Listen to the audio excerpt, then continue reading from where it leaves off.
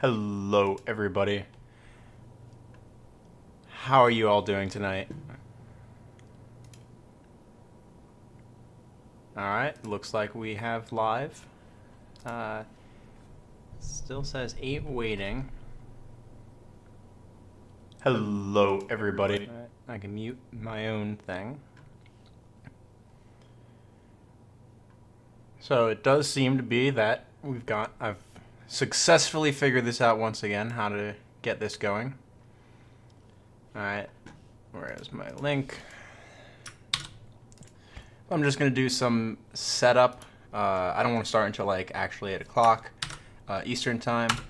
So for those of you who are waiting, I just put in chat the tapped out list link for the deck. It is also in the description beneath the video. I've had getting tattooed, very sweet, man. Yeah, I'm glad that you can tune into my stream while you're doing that, man. All right. Anything sweet? Live moto action. All right. I like having some viewers right away. It's exciting, guys. All right. So some changes I made one change to the deck, and the change that I made to the deck is sort of a hedge against what I'm expecting to face. I've added Thrag Tusk at the 5-drop slot. No, hopefully with no reverb. Let me know if I'm getting reverb. Like, just yell at me in chat, like 4 messages or something, and I'll figure it out. But thanks, Anthony. So I got Thrag Tusk on, and what I cut for Thrag Tusk was Sword of Feast and Famine. And right now, the one card that I'm actually on the edge about is Winter Orb. There's situations where it's very strong because the deck plays so many mana sources that are non-lands. So many Dorks. I also have Priest and Carpet of Flowers. Excuse me. But having the Winter Orb in situations where I don't want it, it doesn't really get me back anywhere. I haven't had enough games with Thorn of Amethyst actually in the list to be able to test it, but I think it's going to be good. Alright, so sounds like we're doing well. Alright, sweet. So, one more minute. Let's try to figure this out. I know I got a sneeze coming on. Pardon me. No, it's not gonna... Alright. Never mind. Okay, so... that was the only change that I've made to the deck. I cut Sword of Feast and Famine mostly because it doesn't play well with most of the other things I'm doing in the deck. Like, yeah, sure, it's a creature-based deck that is really good at having something to equip it to, but having a Sword of Feast and Famine come out of nowhere costs 5 mana and an attacker, and I don't think that's what we're going to do. I'm going to test the Winter Orb still. It's possible that the Winter Orb should be Sword of Feast and Famine instead, and then I just play that there, so to speak. We'll have to see. I think we're going to try the Winter Orb because that's the list that I've been practicing with. Alright, let's jump into the play lobby. One of the really cool things, if you play a Moto for EDH recently, yeah, Recurring Nightmare, man, it's a house. There have recently been tournament practice, or EDH games in tournament practice, and it's really exciting to see because now I know that I can go over here to tournament practice. There's a good chance that there's going to be a game open. It's usually only like 4 or 5 games going at most. I've only seen it having 5 games at once, one time, but there's usually a lobby open here because it's going to be the more competitive room. Never seen any in the Getting Serious. So, but it's cool. So now that if I'm in tournament practice, I know they're playing a competitive deck and it's exciting. All right, let's figure this out. Constructed tournaments, right? Leagues. Meren. 1v1 Meren. Friendly Commander League. Active. All right. I would like to join this league with my Meren deck. Alright, 8 event tickets. Alright, sweet. Alright. I am in the league. Stage 1, record 0-0. Excuse me. Alright, let's make sure collection's open. And I even put the sizing for my screen back down from the ultra wide to the 16:9. So hopefully you guys are getting a good aspect ratio for the video as well. All right, let's play a match, man. See what we get. Hopefully it doesn't take too long. I have not anticipated how long queue time takes. So It looks like there's a lot of people. 214 active players. You'd think I'll be able to find a game, right? So, recently the meta seems to be a lot of match found. Sweet. Join match. I win the dice roll. Let's get that. Hit him with the good luck, have fun, and here we go. Alright, Chad W. I would like to play first.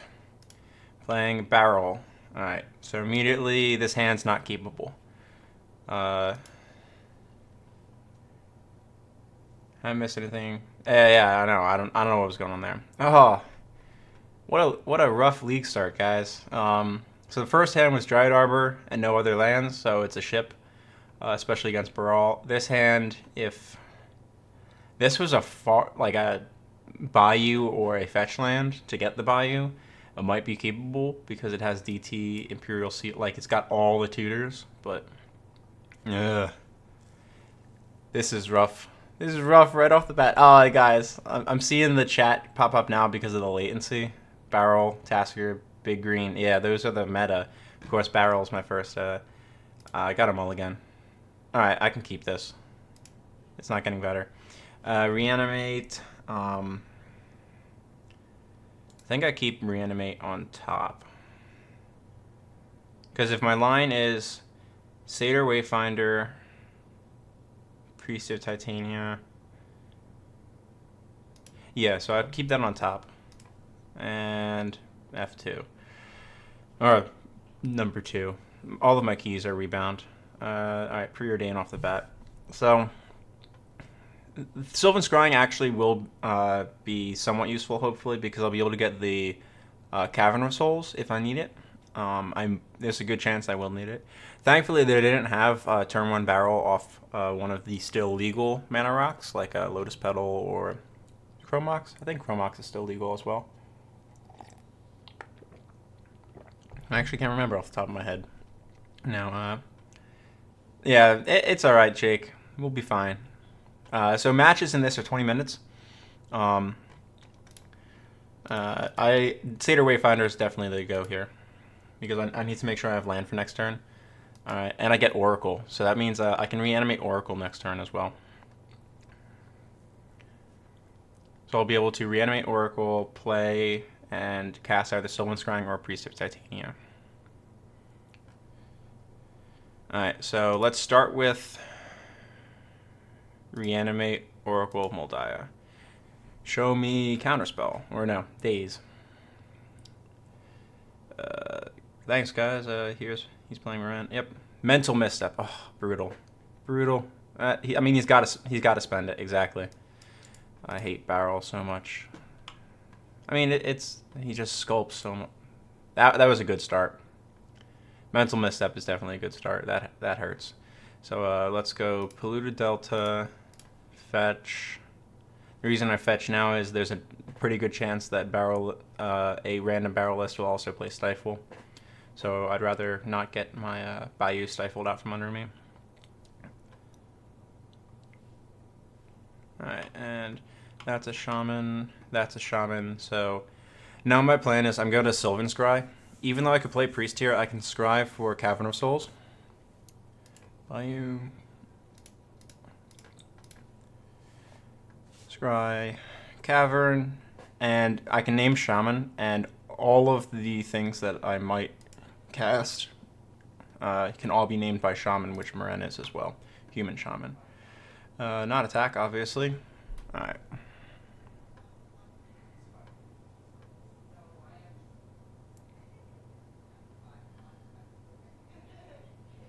Anticipate. Alright, so now that Chad knows that I have a Cavern coming, he's sort of put on the back foot. He has to find a way to answer that. My biggest worry is that he just goes turn 4 Polymorph Emrakul, and I scoop to that. He's not going to have any non-basics for me to remove. Thought Scours himself. Alright. Pieces of the Puzzle Island is rest on the bottom. Okay. I would have swung there if I was him. I think he definitely can swing. Alright, Thrag will be good. But for now, we're going to go with... Let's not misclick. Shaman. Okay. Black, green, 1, and 1. Meren of Clan Toth. Alright, so what that did just there, even you all watched me click pay uncountable, and it didn't use that one first. I have to remember that. That's a little bit of a bug on Cavern of Souls right now. To select the spell, use the Cavern to pay, and then add my additional mana. You have Unsubstantiate, or I think Unsubstantiate's the only spell that he can play. Okay, just gonna cycle. Having uncountable against Baral is pretty sweet because it takes away the cycling aspect that Baral gets to do. And now we're gonna ship in with the Wayfinder. If he wants to chump block, I can return Deathrite to play. I don't know if that's correct. Always yield to this. Let me clear these out, make the battlefield a little bit bigger. Excuse me. So I can bring Deathrite back here. Or bring Oracle back. I think Oracle. Even though I can return Deathrite to... Because I don't want to be casting Thragtusk into a ton of mana on his side. It just gives him an option to cycle this through. Now, if he just has Polymorph, I could just lose the game to Emerald Coal coming down right here. Welcome, Rimmer. Just getting started. For anyone just joining chat, deep analysis. All right, you got it. For anyone just joining chat, if you scroll down, yeah, he shouldn't have blocked. If you scroll down beneath the video, you can find a link to the deck description.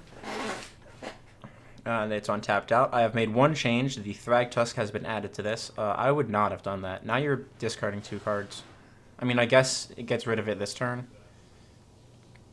But there goes. Okay, so Emrakul was in hand, so he wanted to do that to cycle his hand through. Unfortunately. So I would love to draw top deck hand interaction. Tutor, Merciless Executioner. That might do it. Okay, so Tech Edge is our land. 1/1/1, Merciless Executioner. He tapped out because I have the Cavern. So I could play the Oracle here, but if... Alright, he's got the Force. What do you have to exile? Spell Pierce. Yeah. That hurts, but if he has Polymorph, I can't let Baral sit on the battlefield. I need to try to remove him in some way. And I still have a 2-drop that I can play, so that also helps. Furthermore, if I can get to the situation where I have 3 experience, I'll be able to bring back the Executioner on end step and remove Emrakul. Because I believe Emrakul doesn't, or I believe Polymorph is a sorcery spell, so it has to sit for 1 turn. I'm absolutely going to bring back Executioner.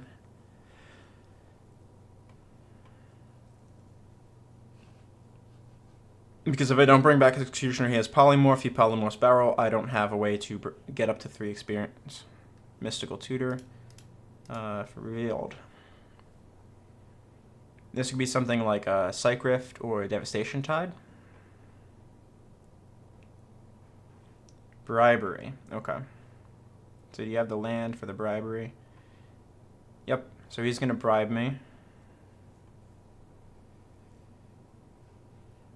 Best bet is he takes Prime Time, most likely.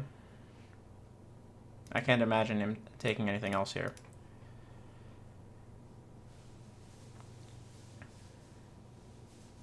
Like you get Scavenging Ooze, but have no green mana. Primeval Titan at least gives him lands.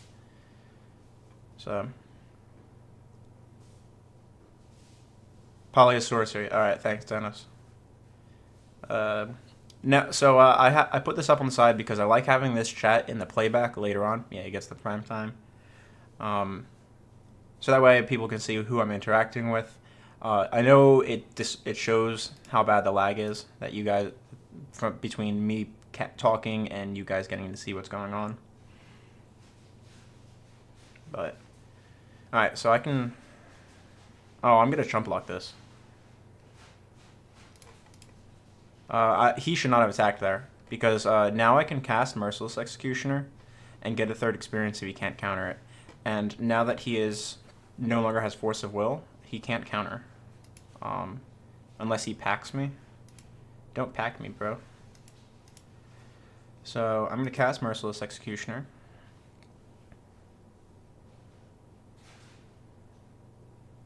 I will lose my Executioner.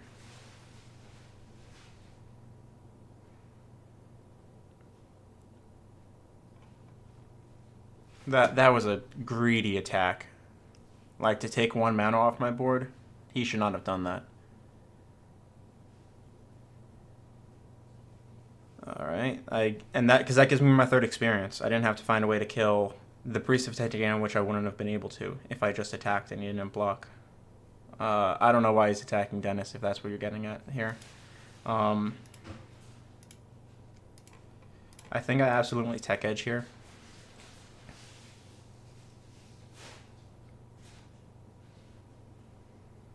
Let's get into the red zone. So now I've taken him off Polymorph, I believe. And that'll be, yeah, I know that was a big yikes. So I can get another 3 commander on him. Commander damage is almost totally irrelevant in this, but I would like, let's pop this out. Merciless Executioner. I really don't want to misclick here. And that removes Baral.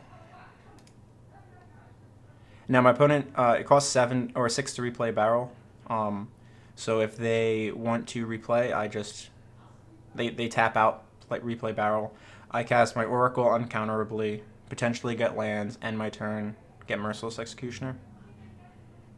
That feels good to me. Temporal, take an extra turn. Please play that as an Explorer, right?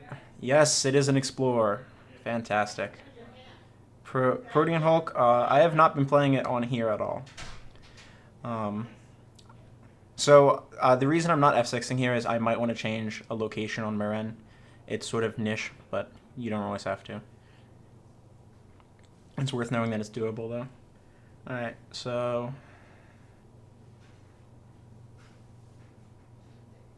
let's start by combat. I smell a Cyclonic Rift here. This smells like Cyclonic Rift, doesn't it, guys? Let's try to bait something out. There's also the chance he has dig through time.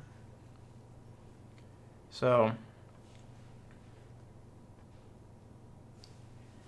let's just Bajuka Bog him. You got a response to this. Alright, so it's not dig. Alright, so that took away some of his toys, and it means Force of Will's gone for good, so it can't be shuffled back in. So I have 2 options. I either play Oracle Moldiah here, or I sit. If he bounces Meren to try to prevent me from getting a trigger, in my main, I can immediately replay Meren. I think that's better. Because then I can get Satyr Wayfinder into play, and... yeah, he has to stop on my main. Okay. So I'm going to get Satyr Wayfinder to try to hit more land drops. And this will also fuel my graveyard a little bit more. So I get Fauna Shaman into the yard. Alright. And he has no mass bounce. Alright. So 6, 7, 8. So he's got 2. Polymorph costs 1. So there could be a Baral into Polymorph here. But it still doesn't give him the Emrakul attack. Which is what this Merciless Executioner does for me. If I could, I would like to return this to my hand. It's a little bit safer, I guess, against mono blue. He must have been sitting on this repeal. That's expensive to have to do that.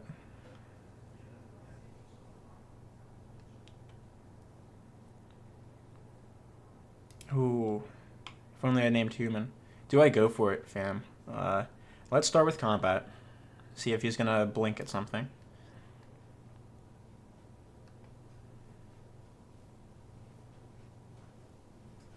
I think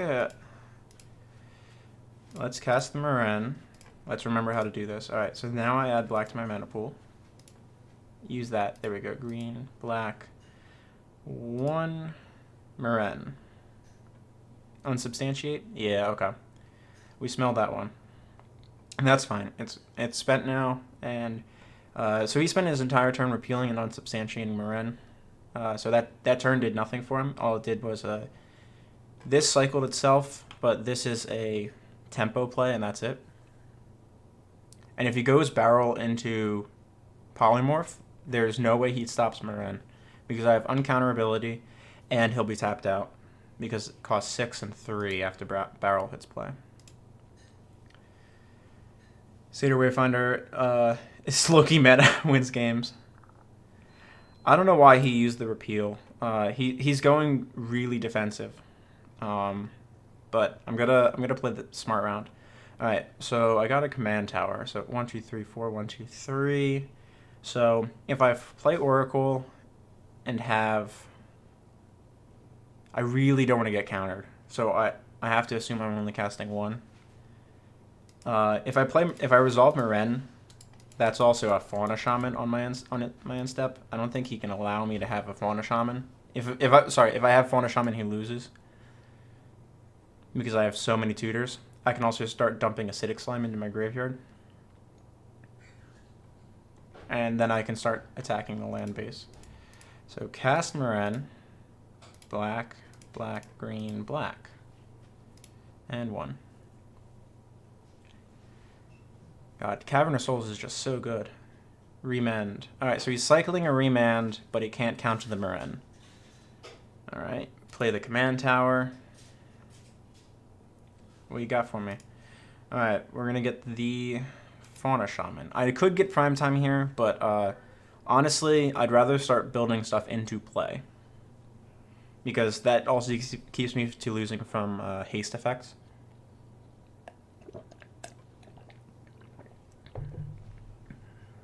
Eve, Little Faith, Mull 5. Extra Planar Lens. Alright, so he's got a ton of mana. 12. So next turn, he'll be able to hardcast Emrakul if he's got him. I have to absolutely kill the lens. Emrakul, the Promised End. Alright, control my turn. I don't think that hurts me too much. Like, oh no, I have Sadistic Hypnotist. Yeah, that's painful. The thing is, there's no way he can exile Merciless Executioner, so Emrakul's not going to survive. Alright. Let's beat both Emrakuls, guys. I wouldn't play this, I don't think. It's a 1-card type. Was this showing this entire time? Like, should I have been paying attention to that? Discard. If he discards Hypnotist, I don't lose my hand, because he could be playing bad magic.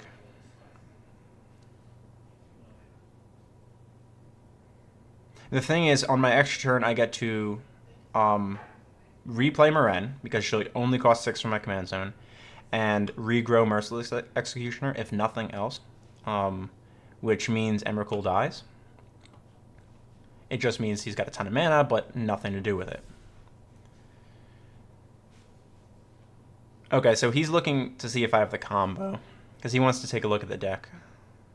Now, something to keep in mind, these are 20-minute games, and it's only a single game per match. So there's no conceding to hide information or anything. I don't think I'm in that bad of a situation here either. What he'll probably do is run or attack with Meren into Emrakul, then sack my board away to deal with my hand with Sadistic Hypnotist, sack it to itself to deal with itself.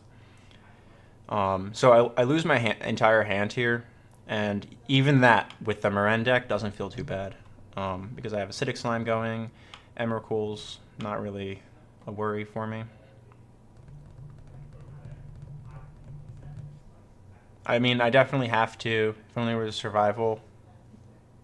Oh, dude, survival deserves its ban, honestly. Survival of the Fittest is a insanely powerful card, and People just never give it credit sometimes. So he gets nothing, virtually nothing. So let's see if he misplays a little bit and Sack gives me an experience counter, like by attacking in with or he's just gonna sack my board away. So if he doesn't sack Meren first, I'm in decent shape. Now, I don't think he can choose to put Meren in my graveyard. I think that's only a choice I can make.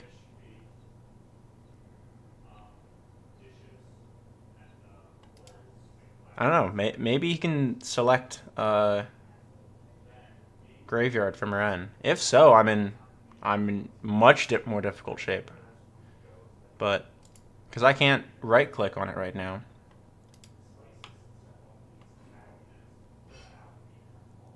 I mean, yeah. If he can put Meren in the graveyard, that's a much worse situation. I didn't even think about that. I don't remember.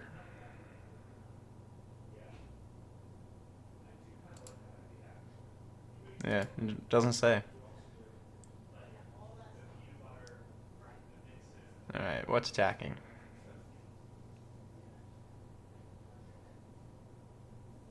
Nothing. Alright. Careful not to F2, pass priority, bro. Okay, yeah, so he misplayed a little bit. He gave me a 5th experience counter.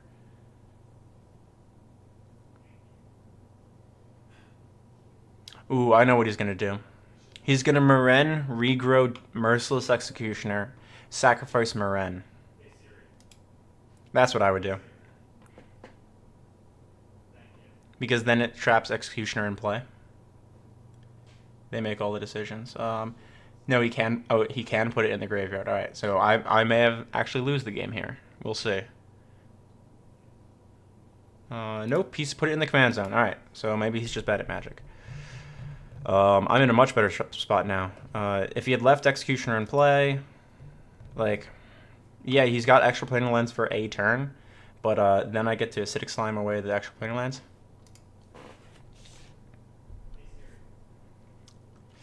Yeah. Big misplay.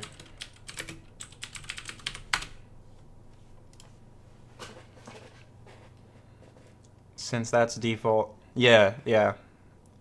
Now we can misplay and put. That's exactly what happened, Dennis. Jeez. Notably, now I basically no longer have to worry about time. So I get a draw here. I have an uncounterable Meren. He only has a single card in hand. Emrakul's going to die. Bitter Blossom. Wow. Jeez. Nuts. Cast. Black. Use it. Green, black, green. 1/1. Meren. Meren eats. I need Merciless Executioner. Sacrifice Merciless Executioner. Misclick, actually? I'll have to check that to see if my settings have been changed on Meren.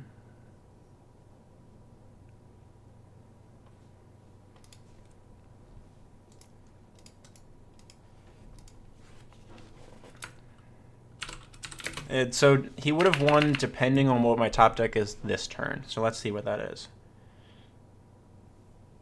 Marshflat. So yeah, he would have won the game if he didn't misplay. So he's got one card in hand. Let's put Bitter Blossom out. No, let's attack first. Wow, yeah, bad sequencing and actions. He gave me experience, which helps me because now I can bring back literally anything in my graveyard. Alright. Let's play Bitter Blossom. I've already used Bojuka Bog, so we're going to bring back Acidic Slime. Kill extra planar lens. Alright. This should be the first game. There's still a lot of top decks. He's got a ton of mana. Treachery is bad for me. because he'll get Emrakul back and be able to cast Emrakul again soon. Instant artifact 2, 3 because of Emrakul. But I think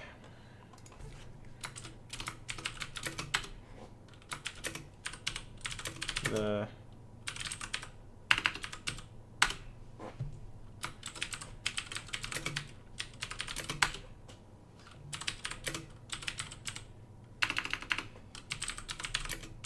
effects are hard. I know I don't talk as much as I do in my recorded gameplays.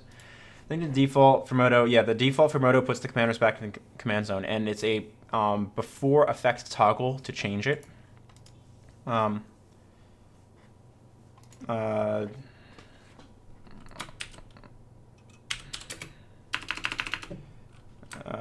The same thing could happen in paper.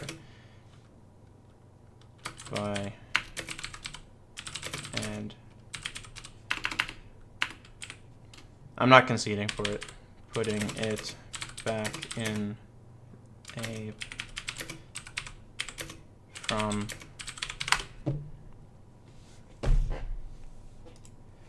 the same thing can happen in paper, like, because if I'm being slavered in paper and someone says, all right, now sacrifice your commander, and they put it down and they don't put it on top of the graveyard pile, now they've selected a zone for it, and I'm going to hold that call in paper. So I'm going to hold the call in Mono. Like, yeah, it sucks for him, but yeah, you know what you want to do. I mean, there's they confirm. If you want to time out, Chad, I feel bad for you. Chat, I'm sorry the first game goes this way, but I'm gonna take the misplays.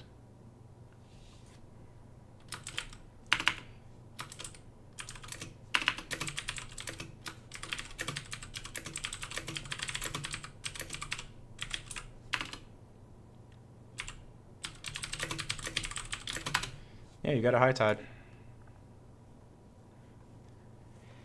Gas barrel.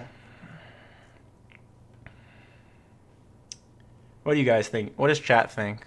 Like, if you see demonstrate an infinite loop on Moto, I'm more inclined to concede if I can't disrupt it, because I am dead to it. Like, there's no way that I'm not dead to it. But on this, yeah, you got a gigantic barrel.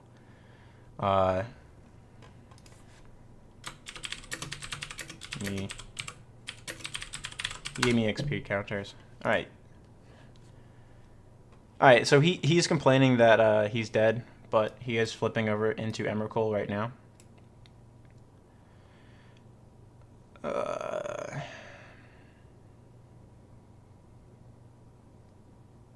Yeah. Okay, look at the cards. I've looked at the cards. You have Emrakul. So he did have the polymorph. It doesn't matter, though.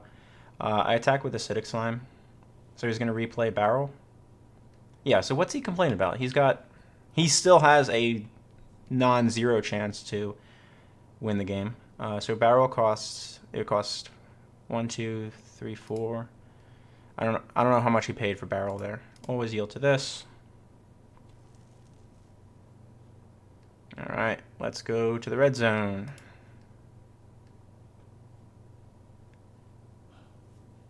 No blocks.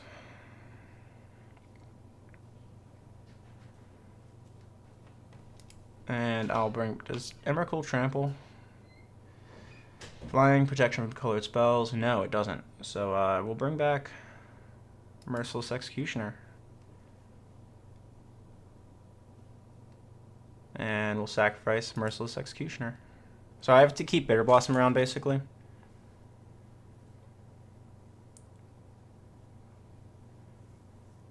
Now that actually, I could have just gotten back Primeval Titan there, probably, right?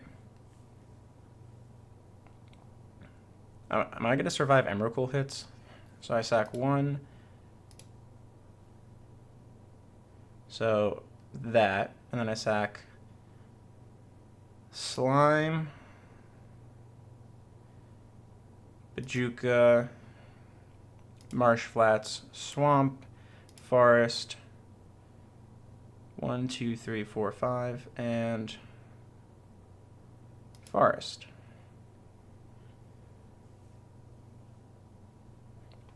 Attacker's step. I should have played this swamp. That was might have been a misplay.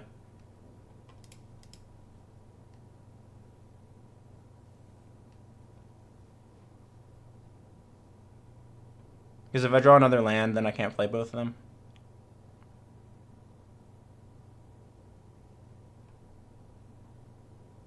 Alright, cruise. You have cruised. So don't draw a land, basically. 1, 2, 3, 4, 5. Oh, that's brutal, because I would have been able to sack. Oh, man. Alright. So,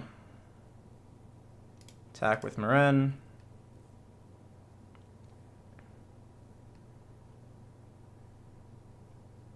Put him at 5. I play. So, all right. So I can get prime time back here. Sack 1, 2, 3, 4, 5, 6 lands. That's it. I have to get prime time. Because he has trample. Yeah. Yeah, people have egos. Yeah, like, take the win. We can chat. Yeah. Anticipate. Sure.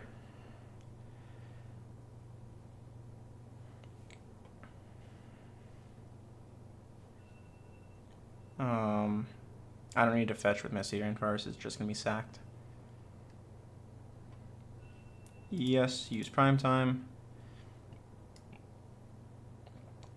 Alright, so I get Urborg because it makes him have to spend more time tapping mana. And the other doesn't matter. So let's get something like Strip Mine.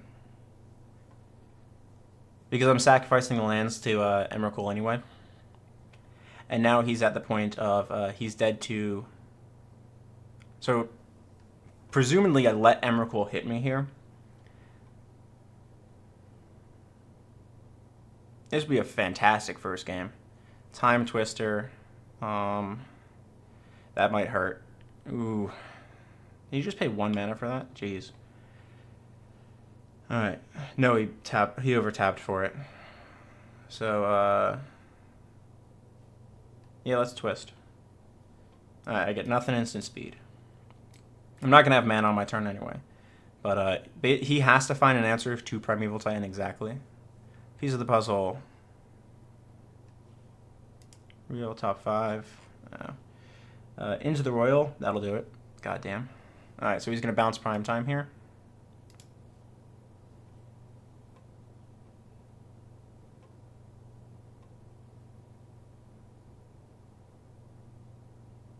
Yeah, attack.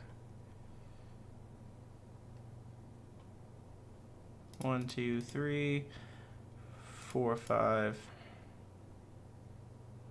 6. I should have just sacked Bitter Blossom, but at least I get a fairy out of it this way. I think I keep the fairy back, actually.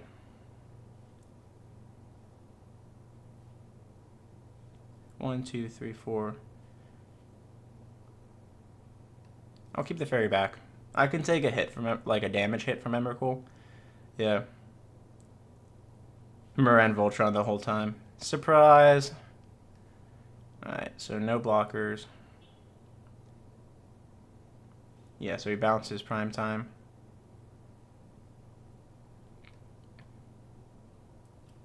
I get another fairy. Snapcaster into the Royal.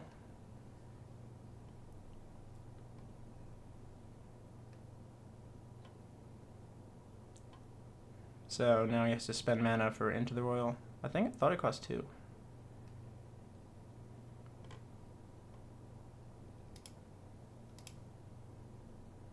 Do I just duress him? I think I'd duress him. Alright, so he's F6'd. I'll take Miscalc. Attack.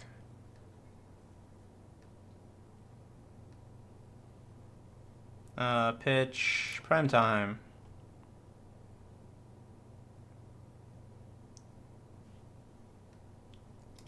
He got the game. All that salt and you still won.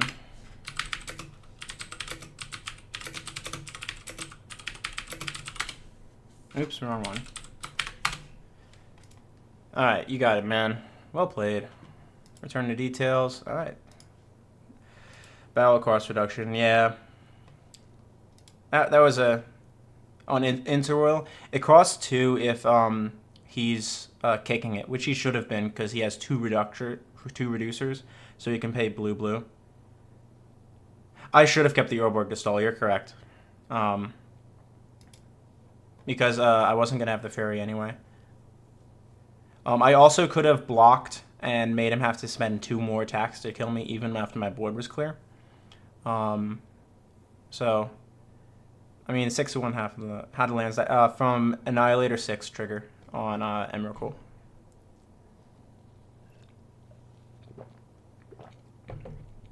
Yeah, Annihilator does that. So if I played that better, I would have trump blocked, not had the fairy to attack, sacrificed everything, including the Bitter Blossom. Oh no, including Bitter Blossom, keeping Urborg in play. Had a second land, be able to, yeah. And then had a second land, including the Urborg. I knew I was getting a forest, so I had... There's a few different lines I could have taken there. Alright, we found a match. Let's join. Alright, is my opponent going to join? So, I don't know how these leagues work. Do I play against the same opponent? Like, or will I not get paired against Chad W for the remainder of my league? Not actually sure. All right, cool. All right, I saw the same portrait. I was like, it can't be Chad again, right? Gitrog. Ooh, Froggy. All right.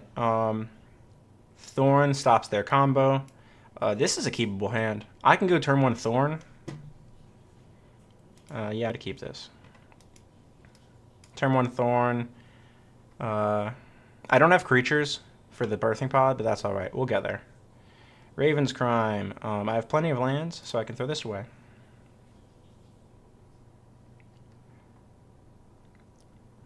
Even more lands. Definitely going to go Ancient Tomb into Thorn here. That should slow down whatever Gitrog's trying to do. And give me time to develop, hopefully. Burgeoning. Alright. So I can't Beast Within that yet. I get a Wood Elves, though, and I can certainly cast that. So I could fetch...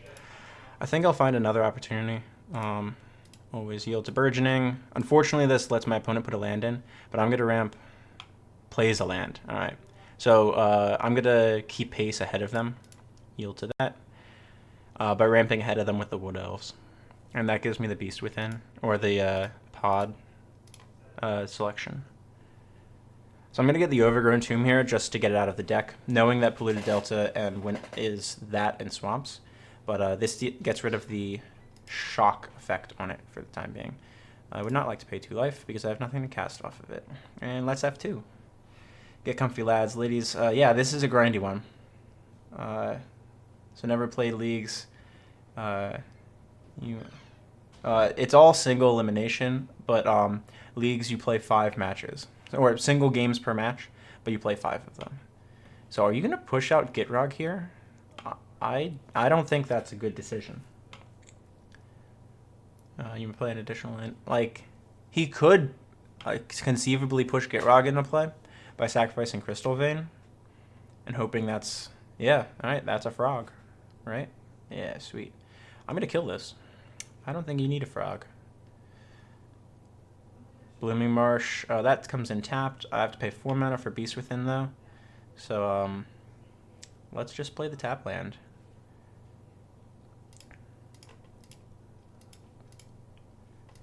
No, you can't have that. So that deals with him once. Even I know I'm feeding Burgeoning here, but the fact that he's gone down a land to be able to do all of that, I think I'm justified to feed Burgeoning a little bit. Because my opponents have 4 to my 4, they're going to play a land on this turn, but I have an Ancient Tomb. So it's 5 to my 5 if they play a land.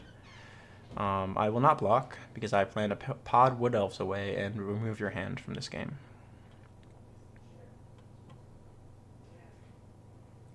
So I think this is the turn that I push Meren out.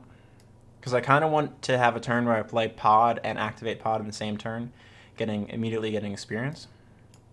That said, I could use pod now, go get Mind Slicer, and then I'll have something right away to bring back with Meren next turn. I think it's 6 of one, half dozen of the other. Let's check the 4s. So I have Mind Slicer and Oracle as my 2. Oops, wrong thing. DT. Ooh, that's good. That's a good Magic card. I believe this Thorn's doing good work for me. I think it's keeping me from being Ravenscrimed out, but you don't really want to Ravenscrime the Meren deck. This could be a form of Graveyard Hate, which means I want to put Meren in this turn. Why did he not play Fetch? He did play. He played. Oh, last turn? Yeah, I don't know. I'm not sure. I think he might have been trying to hide it and put it in off of the Burgeoning. But if I just don't play a land, then he gets nothing. So that could be Life from the Loam to start eating my hand away. So my life total is sort of under pressure. I kind of want to stay on odds, so I don't really want to fetch yet. In the case that he got Grave Hate, I want to keep Meren back, or keep Wood Elves in play, I should say. So let's play the Forest, and now cast Meren without taking damage off the tomb. Green, black, green, cast Meren, and ship the turn. And I'm not going to... I should have attacked because I'm not planning on chump blocking with Wood Elves because the potential of Grave Hate here. I really want to be able to pod this Wood Elves. And also noted, I gave him a Burgeoning trigger, but he didn't put anything in. That means this Blighted Fen was also top decked this turn, and he doesn't have the mana to activate it either.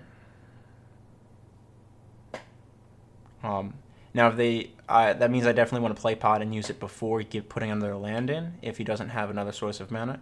So that way he can't Blighted Fen my Meren away in response to Birthing Pod activation, where I sacrifice the Wood Elves and I go down to a single creature. It's a line that may come up, but I have to keep it in mind. All right, so he must have tutored for the Go for the Throat.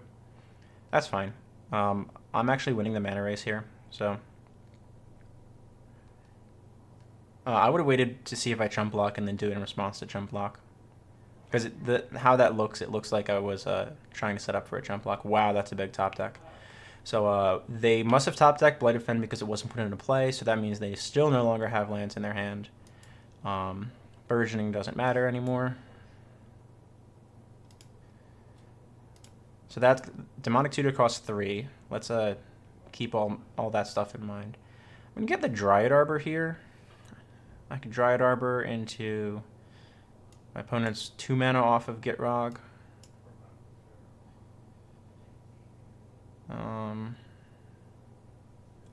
Let's get Dryad Arbor. I think there's a line where I can set up a Contamination Lock here. And this also gives me an additional chump blocker. Oop, missing attack again. This deck doesn't really need to attack that much. Like my last game where I played Baral against Baral, there's situations where damage can really come out of it. So if I lose by 2 damage, you'll know why. It's because I misplayed really early in the game. Now I'll be able to I'll be able to activate Birthing Pod this coming turn, and I can pod a 1 or into a 1 and then immediately bring Dryad Arbor back. Toxic Deluge, I wouldn't fault, but I would attack first, hoping that I block with Meren. Beast Within. Alright, so he's really on this don't let me have Meren plan. Now I will trade the beasts off, for sure. Because I already have a 0 that I can pot away.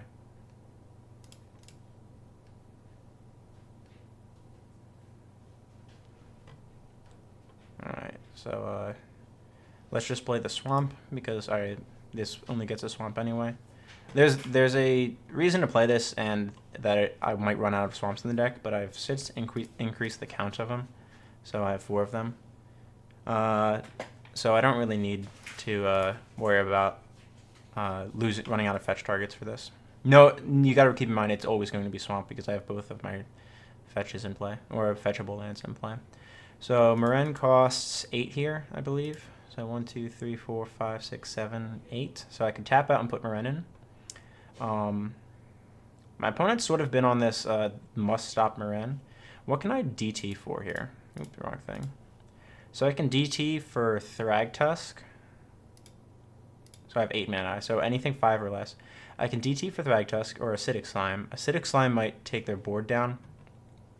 Conversely, I could DT this turn for Primeval Titan.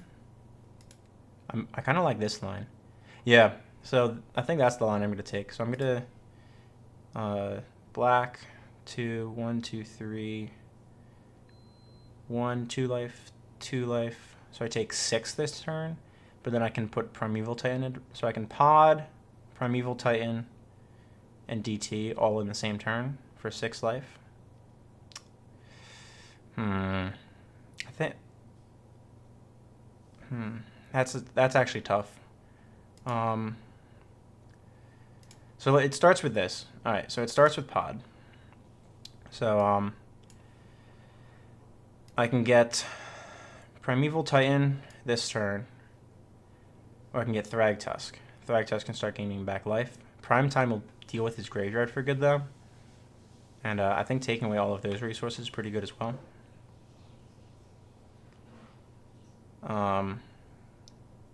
Let's get greedy. Let's go for Prime Time. I'll be able to cast him next turn. So now 2, 3.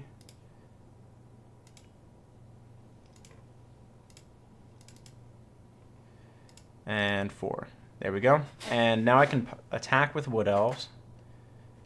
Pod Wood Elves into Oracle.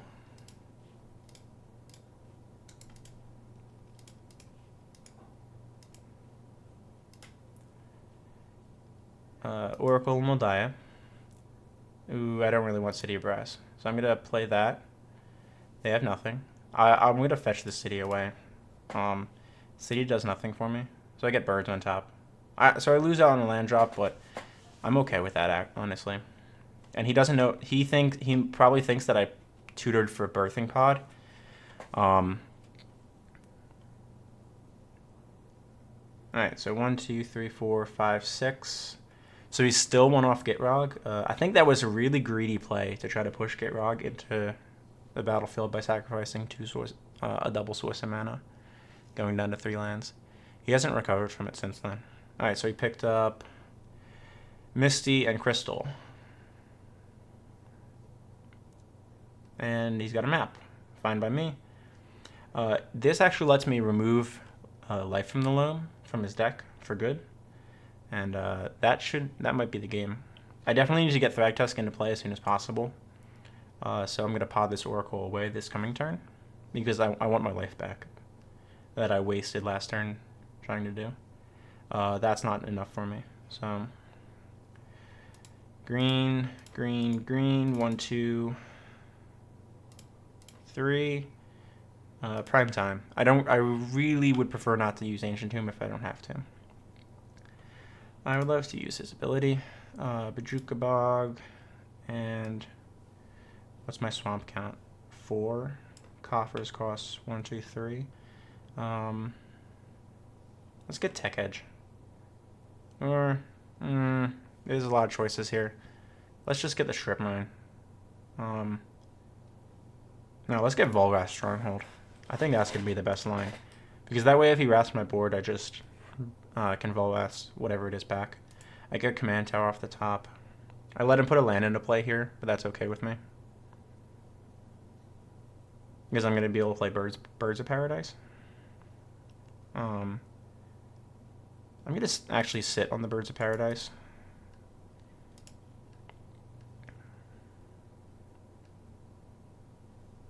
Because I'm at the point that Gitrog doesn't bother me anymore. Because now I have a 6/6 trample. So green 1. Because I kind of want to keep this in case he wraths so I can pod something into it. Or it into something. Let's get Thragtusk. Let's gain some life. Get myself in a much more comfortable position. And I think now I'm set up to be in a commanding lead in this game. I don't know how he comes back once I start swinging with Prime Time. I think Volvash Stronghold is definitely correct here, because that lets me put Oracle back on top, and I can pod to another 5, like Acidic Slime. Right now, I kind of want to get Meren into play as fast as possible, because she's going to be my way back into this game if I somehow lose control. So I'll be able to play Meren and pod Thragtusk into nothing, or pod Dryad Arbor into 1-drop. Yeah, I'll do that. Dryad Arbor into 1-drop of... probably Caustic Caterpillar is the best hedge, or I could get Deathrite Shaman. I got Life from the Loam out of play, thankfully. The numbers don't lie, and they spell disaster. DT for intent, pod, slicer. Yeah, that might have been a better line, Jason. I didn't see that one. Good spot, though. Yeah, assuming the commander cast is a 1-for-1 trade, I'm always going to win that trade. He did have the Misty, so we were aware that he was going to be able to draw a card here. That said, I'm just going to attack with Primetime, or cast Meren, attack with Primetime, and just tell him to answer it. I'm going to have so much more mana than him that I don't think he's going to be able to hold his own for too much longer. So that should destroy Volvash Stronghold if he makes the correct play.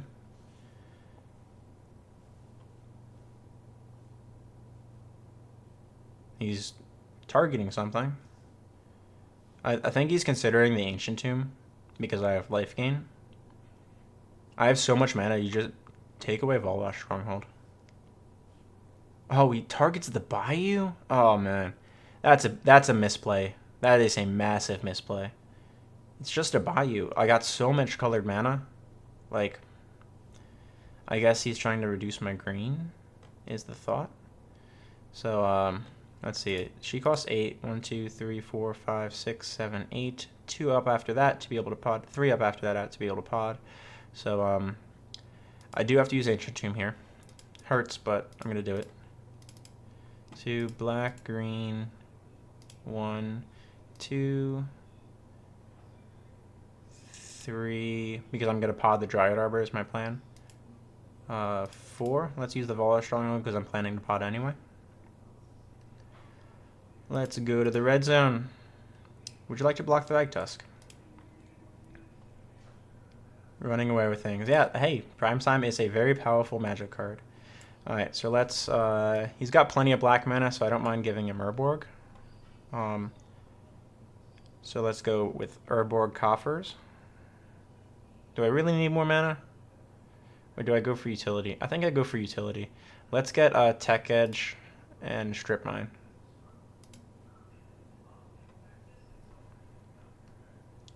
Now, I could get the Phyrexian Tower, but it comes in tapped, and even though I have the Mind Slicer, I can't use it right away. Alright, so he's going to try to keep Gitrog around. That's fine by me. Going to take 6 in the face. I would like an experience counter. Always yield.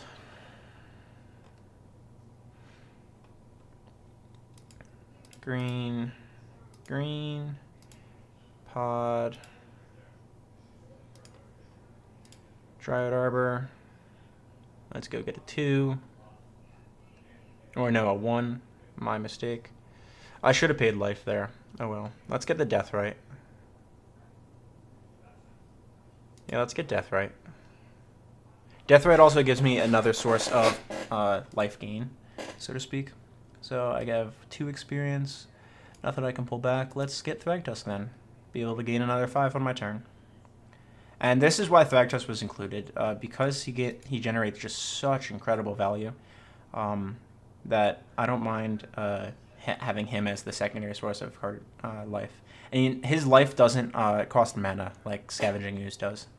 That's the biggest issue, that Skoos or Deathrite, while gaining me life, they also cost me time activations. Thragtusk just gains me. Alright, so he's going to vamp for something. I could see Toxic Deluge doesn't kill Primetime. Damnation kills Frog, puts him behind. My thought is he's going to use Crystal Vein to sacrifice it and use the trigger from Gitrog to draw a card.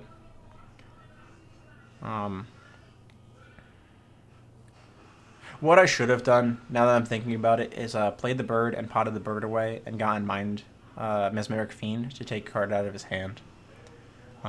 There's a chance that he might have had Vamp in his hand at that point. It's okay. Alright, so what's you get? Thespian Stage. That's alright. I have Strip Tech that... Alright, oh, you got Death's Combo. Nice, man. Alright.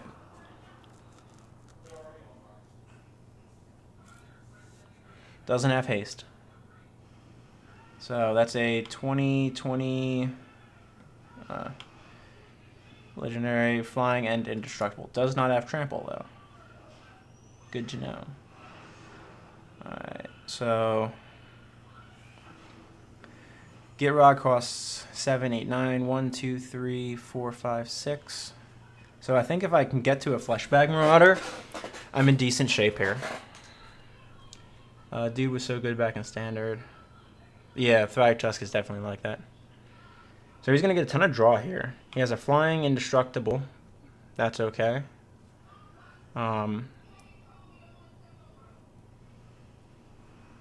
If he attacks, I think I chump block the Gitrog with my beast.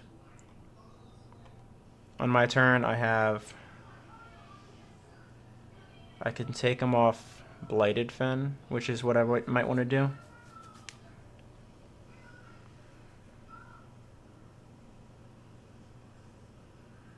Lord, that's a draft deck. Yeah. Thragtusk was in Standard was how can you best abuse Thragtusk? Because I mean he's such good value. A quarter of your starting life in Standard, plus a 3/3 when he leaves play, and he's a 5/3 while he's in play. So he's a 5 mana, 5 power creature. Gains you 5, and then he leaves behind the baby. He's just such a good creature. Lauren, make sure to grab Provoker. Yeah, that was a mistake. He's already got it. So he's going to restore Thespian Stage. Is he going for it? It's legendary, dude. Oh, he's got Scavenging Ooze, but no green mana. Ouch. Alright, so, actually having Scavenging Ooze is pretty brutal. So is there a creature that I can put on top that matters? No. Alright, so if I draw 2, ooh, that's really good. So that costs 2 to play. Alright, my one mandatory play is Birds of Paradise, because I have to have a flyer to block Marilage.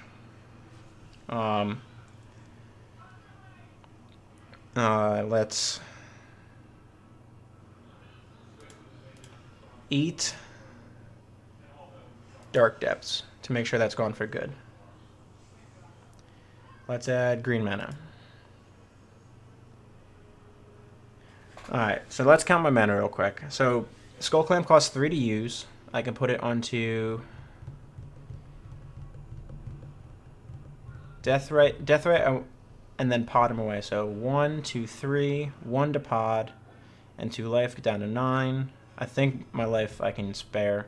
1, 2, 3, 4, 5 to replay Thrag, up to 14. Then I have 3 remaining. So,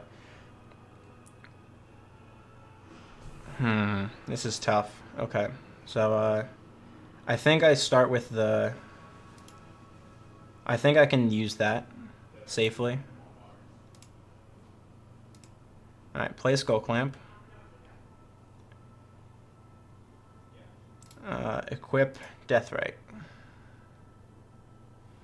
Now I'll pod Deathrite away. Do I go to 7? This doesn't have trample, right? So my 2-drop slot is Fauna Shaman, Priest of Titania, Regrowth, Satyr Wayfinder, Scavenging Ooze, Sylvan Library, Sylvan Scrying, Bitter Blossom, Animate Dead, Dark Confidant, Mesmeric Fiend, Bloodghast.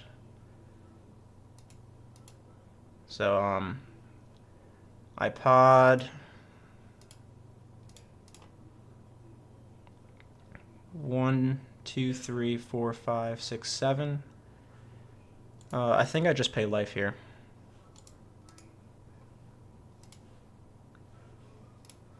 And the reason I pay life is it means I can draw a 3-drop as well. And then play. Draw 2. Come on. Animate dead. Okay. That might be what I need.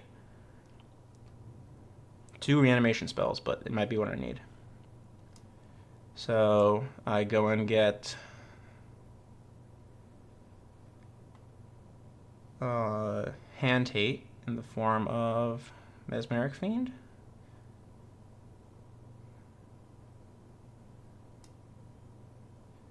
No, I think I name Skoos here.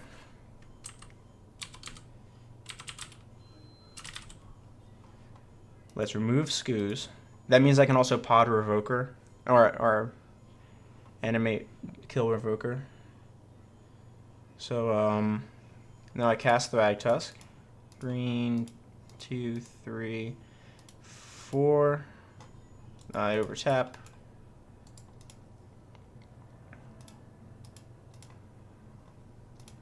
Cast Thragtusk. Now I have 3 mana remaining.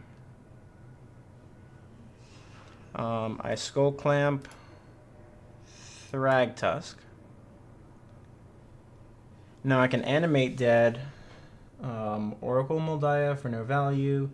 Deathrite for no value. Nothing in his yard. So if he can kill birds, I lose.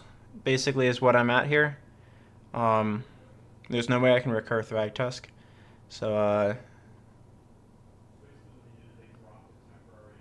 yeah, let's play it that way. There's nothing I can do at instant speed, so I should probably use this Animate Dead. But I think I need to save it for the Fleshbag Marauder shenanigans. Let's get the Wood Elves, because this lets me get a Forest.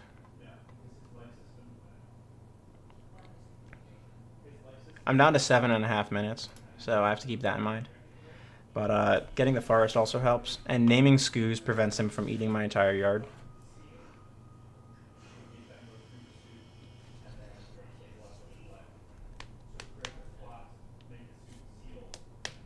I do have to deal with Skoos, though.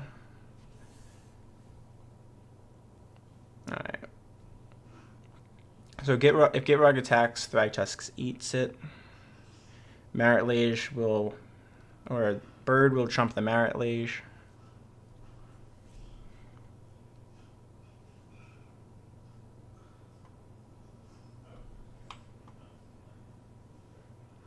Definitely a tough situation. Marit Lage is going to be tapped this coming turn. So many land drops. I know he doesn't have as many. He only has the 2. It just feels like so many. Feels like so much because he has the fetches. Gitrog's a pretty good deck. Let's look. Necro. Yeah, Necro. No way. I didn't realize how many of us were complete geezers. Old legend. You mean original legend rule where you would play. You're playing elves and you play turn 1 crop rotation for Tolarian Academy, so the Academy deck can't play Academy.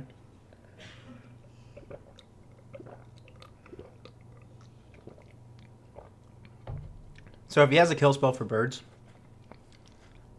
that is not a kill spell. That is a Bajuka Bog, though. I'm almost positive.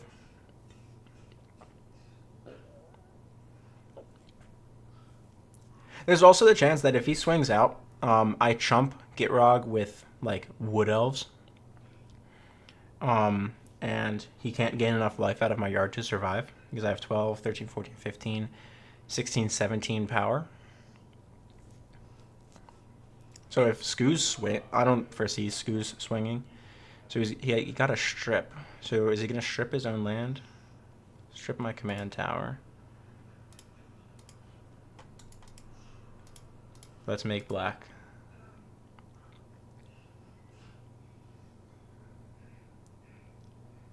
I'm sort of in a situation of I have to remove Marit Lage and Skoos almost simultaneously. So I kind of really hope he attacks. Azusa. Oh my god, so many land drops. Here come 3 more guys. 1. Waste. So he's on the Deny Me Mana plan.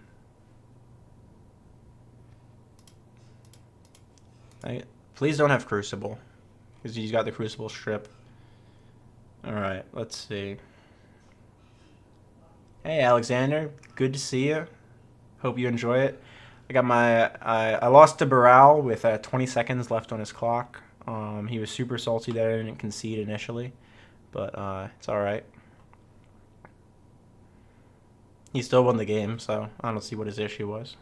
But this is my first time playing League, and it's rough going non-blue in League, let me tell you. But I'm enjoying it. I'm definitely having a good time. I like seeing all the chat going on. Lin Civi. God, Lin Civi was a disgusting deck. Ah, and now he's got the Crucible. So he's got Crucible Strip going. The thing is, if he doesn't keep up green mana, I can just wreck his board.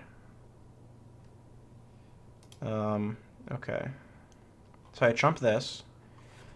I have 1, 2, 3. I have 4 Fleshbag Marauder triggers. He doesn't have green mana. I can just Fleshbag Marauder him out of the game. I would like to block. Does not have trample.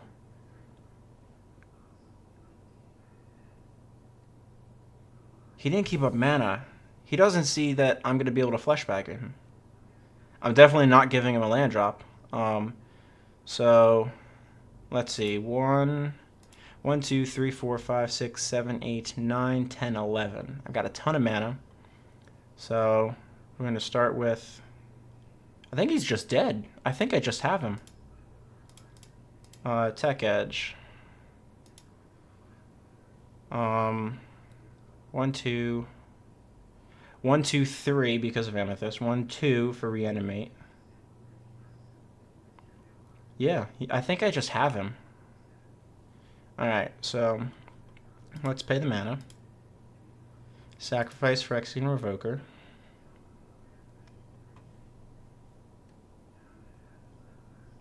Get Fleshbag Marauder.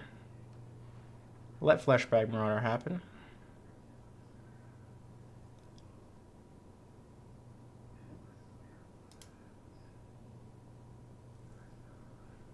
So he sacrifices Scavenging Ooze because he doesn't have mana. Animate Dead, Fleshbag Marauder.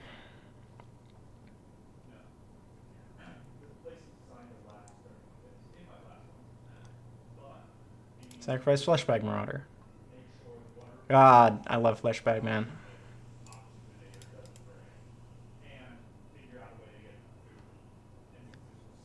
I don't envy what my opponent feels right now, watching me do these things.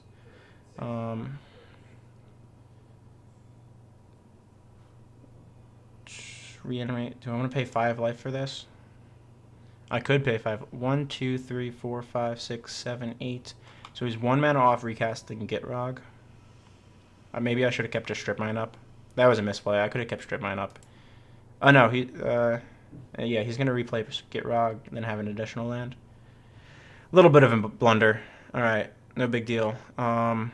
Reanimate. Fleshbag Marauder.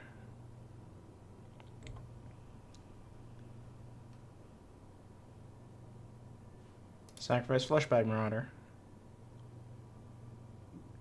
If he sacrifices Gitrog, he loses outright.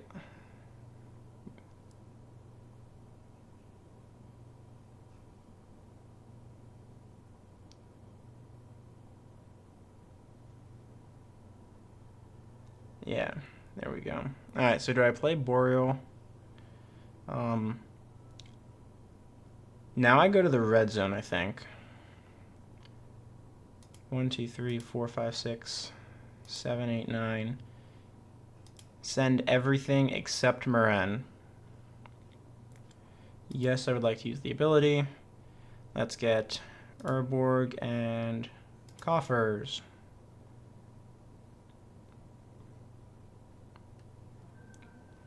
Six, 12. Yeah, see, he's forced to block.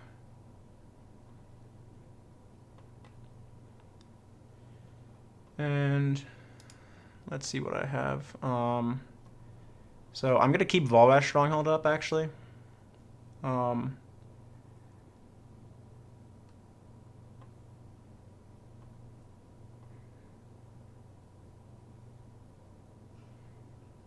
Ancient Tomb now taps for a regular black because I got the Urborg. So that way I can use Volvest Stronghold. Let's pull back the I don't lose card. What do I lose to here? Wrath? Let's get Deathrite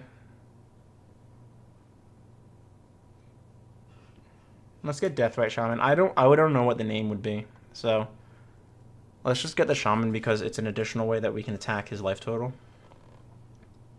Because then he has to block the beast as well in combat.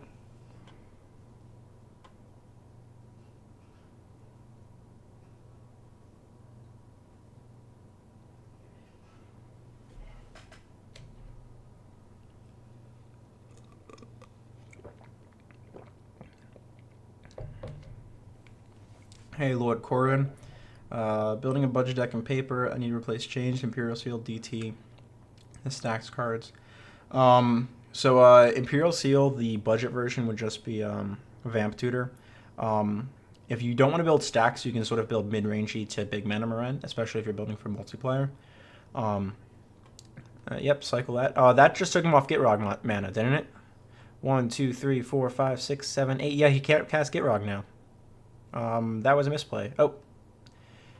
2 mana Dark Ritual. You got it, man. Alright, that is enough to play Gitrog. And I conveniently ate the Dark Depths a while back to make sure that he couldn't put a 2020 back into play. Replay Strip Mine? Yeah, replay Strip Mine. Strip what? I mean, you're dead to my board. I don't think there's anything that comes back. Alright, so he's going to strip his own land for a double draw, I guess. I don't know what you can play here because you're out of land drops. Black, Volvest Stronghold. Let's get Fleshbag back. Fleshbag's back on top. Black. Bunch of mana. 12. Fleshbag.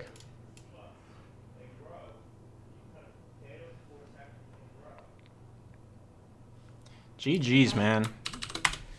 Wow, that was a fantastic game. Alright. These double reanimations seem to be very good top decks. So, I don't think I was in danger at this point. Oh, wow. I had Contamination coming, and I was going to be able to fuel that forever. Contamination would end the game. And I would have gotten there this turn if I used the Clamp. So, fantastic game. Let's jump back to the details. Alright, so I'm 1-1 so far. How's chat looking? Let me take a look. Alright. They do actually end on the battlefield. Fleshbag is so good. Creatures are just ETB spelled. McDonald's with this amount. He's going to need a... make sure his salt level isn't lethal. Yeah, I don't think anyone sees the... like, he should have seen the pod for the Fleshbag, but no one sees the double reanimation spell out of hand for the 4-turn Fleshbag, or the potential 4-turn Fleshbag. Because I have forced the block, he gets to take Primetime off the table, but he's attacking my lands while I had Primetime in play, and I don't think that was where he needed to be for it. Alright, so we're making actually good time through our games. Alright, let's jump into another one. We'll see. Now I'm curious, will I get paired for people who have played leagues? Do I get paired against another 1-1 opponent, or do I play against another random opponent? Because I could see you just play the... Hey, Spastic is doing well. That's nice. I used to play with Spast on, God, what was it? Cockatrice, the free low-key program. So, will I get paired against another 1-1, or will I get paired against a random opponent? It's curious to me. Hey, Nate's in the league also. He's got 3 trophies. Good for him, man. His deck is pretty spicy. I'm slightly terrified of how good his new Baral list is, and if you're not familiar with it, you should check it out. It's pretty cool. So this is all the players that have gotten it. Has Brian won one yet? Oh, they're by date, it looks like. No, they're not. They're just by record. Dots has been playing a ton of leagues. I'm curious to know what deck he's playing. Let's join the match. Keep flying, bump it up to... Hey! Hey, you can't do that. It's a live stream, man. I can't bump into 1-5. I'm sorry. Alright, what am I playing? Sidisi. This is a creature grinding matchup. I have no green mana. I'm going to mulligan. Mull to 5 again? God. If this was a forest... If Tech Edge was a forest, this would probably be keepable. Like, but I can't... There's nothing no creature I can cast and then pod. Fine, alright, whatever. I have Night's Whisper. That's a fantastic thing to have on top. That's a green source. Alright, and I have Mesmeric Fiend for Disruption. They have nothing on turn 1. Play Windswept. Let's not get Strip Mined. Is Nate... I don't think Nate's not joining this stream. We were talking about doing something later in the month together. This is just set up as a custom stream from my OBS. So there's no way that he could join. The previous stream that I did was a Google Hangouts one, and he was able to join that because I gave him the link to just jump into the Hangout. Alright, let's get the Overgrown Tomb while I have the chance. No thank you. Alright, Fauna Shaman. Ooh. I still think I go with Mesmeric Fiend here because I want to make sure that I'm not running into... Like, there's so many things that he could do on turn 3 with 4 mana that I want to make sure they don't happen. Oh, God, Birthing Pod. Oracle. God, this is dirty. So, he has the black mana, so he can play Sidisi this turn. Using the Bloom Tender. Then the following turn, he can do a lot. I think I have to take the Pod here. Pod is just the objectively stronger card. Oracle will draw more cards, but Pod will get him into his deck more. I've played against it with Sidisi for a long time, so I'm a little bit familiar with how it works. Yep, this is Sidisi. You gotta tap the mana right, man. He tapped Drought Catacomb for blue, I think. There you go. Yeah, gets Baleful Strix. Alright, so clear those 3. I wish the revealed wouldn't go there. Like, they're in the yard. I know what was revealed. That's pretty good. Alright, so we'll set up Recurring Nightmare then. So Volrath Stronghold. Let's Buried Alive for Primeval Titan, because Primeval Titan is also Bajuka Bog. We will get an Eternal Witness. Oh no, let's get Sakura Tribe Elder for the land drops. And then Eternal Witness. Yeah. This is one of those situations where if I had the combo in my deck, by doing that, I basically tell him, answer me or lose. The combo, of course, being Triskelion or, I believe, Walking Ballista works now as well, and Ballista is a stronger card. Phyrexian Devour and Necrotic Ooze. I could dump all 3 of them into my yard and then immediately reanimate one of them on my following turn, exile my entire deck, and deal the damage to my opponent's face. That said, I'm going to destroy his graveyard in a moment anyway, and have a 6/6 in play. He'll have a pod, but... so he might pod the Bloom Tender away into Fleshbag Marauder to remove my 6/6. That's okay. Which means one of the lands I'm going to get is probably Dryad Arbor. Mills Craterhoof. That's a good thing to exile. So, 2, 3. He played Oracle. That Hinterland is still in his hand, and he still has Elves of Deep Shadow, which I wouldn't fault him for playing here either.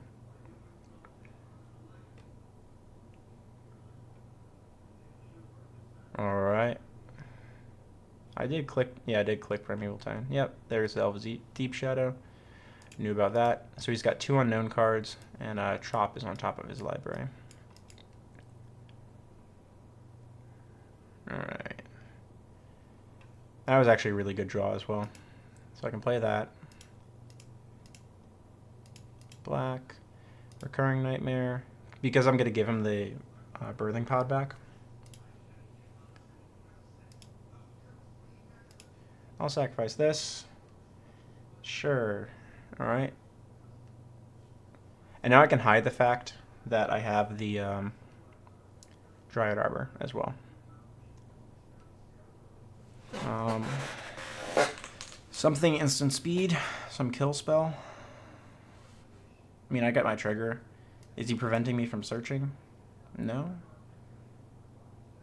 I would like to use my ability. Bajuka Bog is going to be one of them. Make sure that Grave's gone. And now I can get... what's big mana? I can go for Ancient Tomb, but I think I'm going to be losing life rather quickly. He's got the Oracle, so Tech Edge is bad. Let's go for Urborg.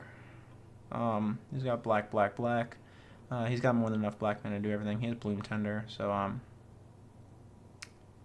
I could also do 1, 2, 2.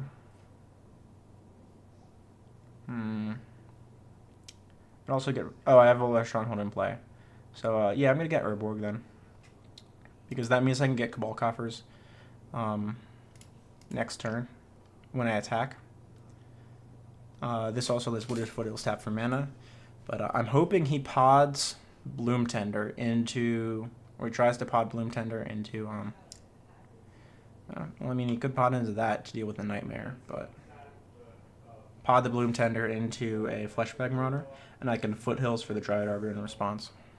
Gilded Drake. Oh, that's brutal. That hurts more than anything else. Alright. I might lose to the Gilded Drake here. Well, he's not banned. No, they've updated the MTGO list. That hurts big time. At least I dealt with the graveyard. The thing is, he now has pod.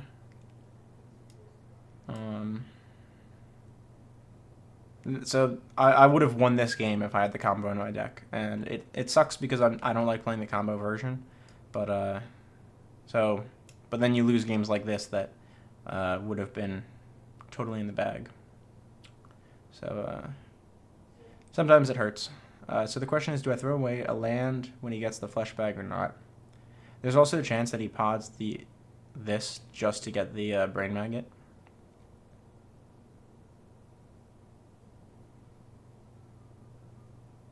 Yeah, so he's just going to put a Brain Maggot into play. So he's going to try to eat this Recurring Nightmare out of my hand here. Always getting the Scoos. Even worse, man. That hurts. Alright. MTG banned Leo after less than a week. Nope. He is not banned. Good. Alright, you got nothing.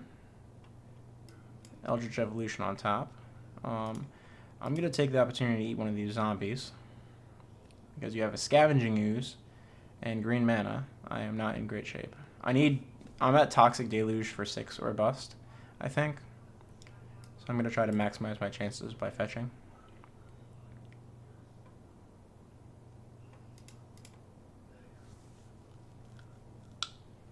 So I could get the Bayou. I'm going to get the basic. I have so many black sources, I'd rather not be stripped. Or wasted off of that, off my green. That is not a Toxic Deluge. So, well, it's Night's Whisper. Toxic Deluge. So this will put me to 10 if I get it. Sylvan Scrying. That doesn't put me there. I think I may lose this now.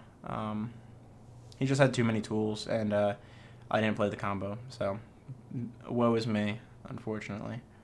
Fauna Shaman can't get me anywhere. Recurring Nightmare gets eaten by Scoos. I just lose Drake, so I have to play Tech Edge. Tech Edge. His Command Tower, I think.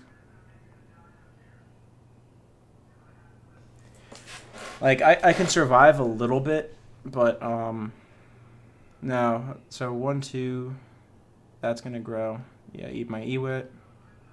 Yeah, my game's over. I don't think I come back from this. God. Task would get the axe before Leo. It's a weird situation.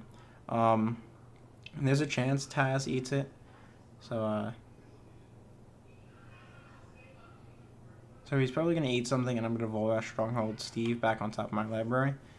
Do I care about Steve?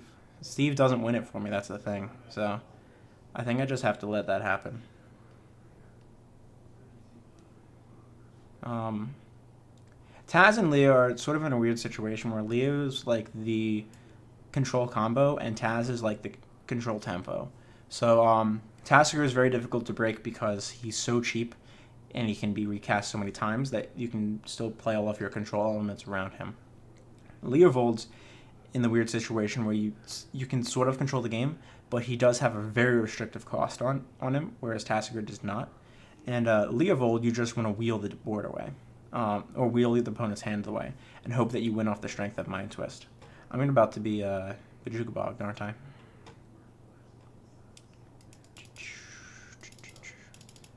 Alright. Here comes Bajuka Bog. Yeah, Gilded Drake is a beating of a card. And I don't have a Homeward Path, which I might want to pick up at some point in my deck. Protean Hulk is rebanned on Moto, yes. Rain Academy Chancellor, original Leo. Yeah, Jaya is incredibly overplayed. I think every third game that I play in all of Moto, I'm playing against Jaya Ballard, obviously. So 4, 10, 13, that takes me off 6, 4. So I can jump 4 here is the best amount. 1, 2, 5, 11. So now I can't Toxic Deluge. And I think I lose the game. Yeah, oh well. Hulk is banned. Yeah, Hulk is banned is a very smart move. Not letting Hulk stay in the format. Honestly, Recurring Nightmare is a very powerful Magic card. I'm surprised that they allowed it to be unbanned, but I wouldn't be surprised if it actually sticks around for a bit because of the prevalence of combo control. Not using Recurring Nightmare. Oh well. All right. So what do you got, man? Unearth doesn't matter. Because that's the Cast 3 or less.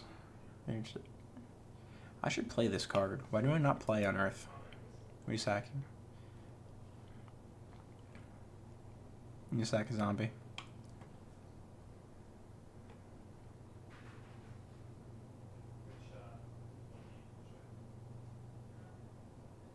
Like, I'm now dead to Creeping Tar Pit, which I think is why he got Creeping Tar Pit. I probably would have gotten a second Manland as well. Woodland Bellower. Okay. So he's going to Globetrot. I'll let him Globetrot some. Nightmare is an auto win. Yeah, I agree. Hulk is Salmon King. Hulk is banned on Moto. They didn't bring Hulk back. They banned him. They rebanned him. He was the one who was legal for like a week. And Moto was like, yeah, that's not a thing that should happen. Yavi Elder. I'm just going to F6 my opponent's turn here. I'm letting them Globetrot some. It's also, it's fun to see these types of decks go off. Because while I'm sure he has the game at this point, because I don't play Damnation, he doesn't know that I don't play Damnation. So he might make a mistake because of that, you know? And I just don't own Damnation on Moto, which is why I don't play it. Good old Gilded Drake, yeah. God, Gilded Drake's such a powerful Magic card. And now I get Drake back. Huh. I would have kept green-blue and green-green open. Or green-black and green-blue. There's nothing that you need to cast at black-black. Might as well keep Scavenging Ooze open.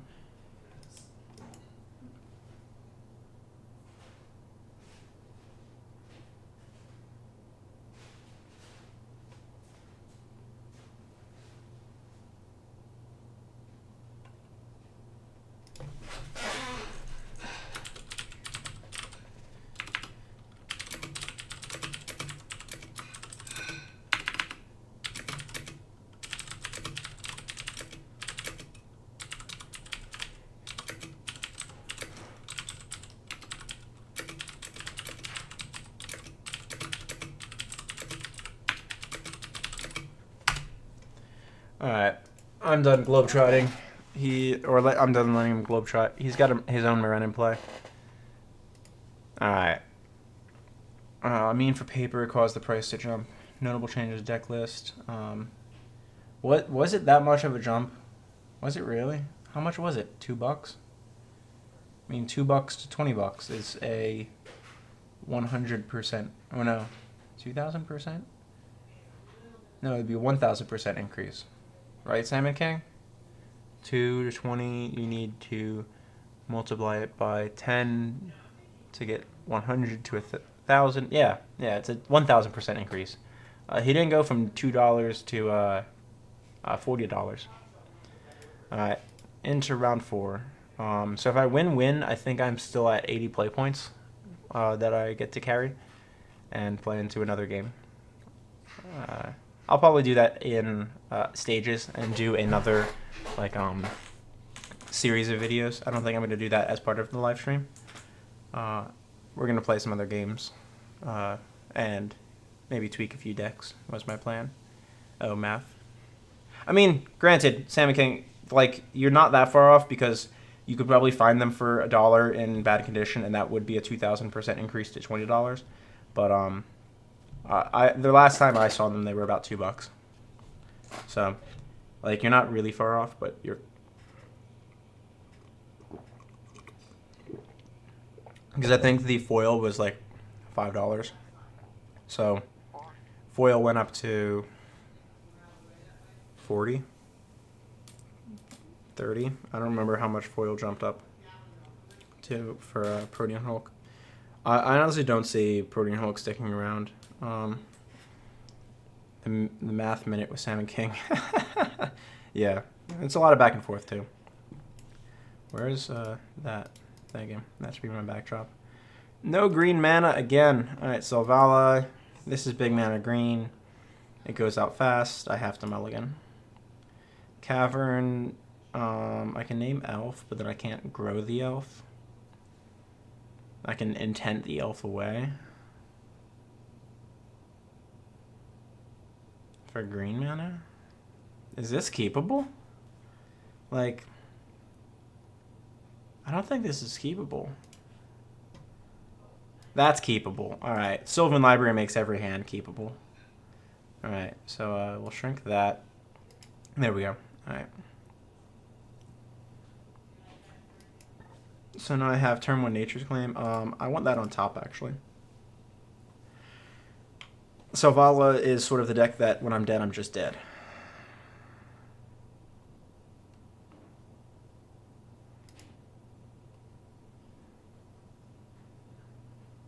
Of course, I have the slower hand, though, so I really need Toxic Deluge ASAP. You gonna strip me? No. You're just gonna cast Selvala. Strip me next turn. I foresee Strip Mine being actually one of the bans because every deck plays it. Because every deck has enough space to play it.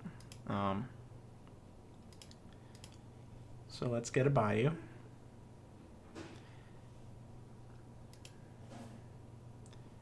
And let's play Sylvan Library. Let's play Magic, guys. Alright, so he's got a 3-drop and then Greatest Power. So if he has a high power 3-drop, he can put 3-drop into 3-drop. And then I think if he doesn't strip me, I can Deluge and try to stabilize. Dude, Intent's a fantastic tutor. What is this? Why are you playing Temple? Alright, that means he's most likely not going to strip mine me, actually. Because he wants to get to 5 lands. Earthcraft. Alright, so that just means Selvala can tap for green.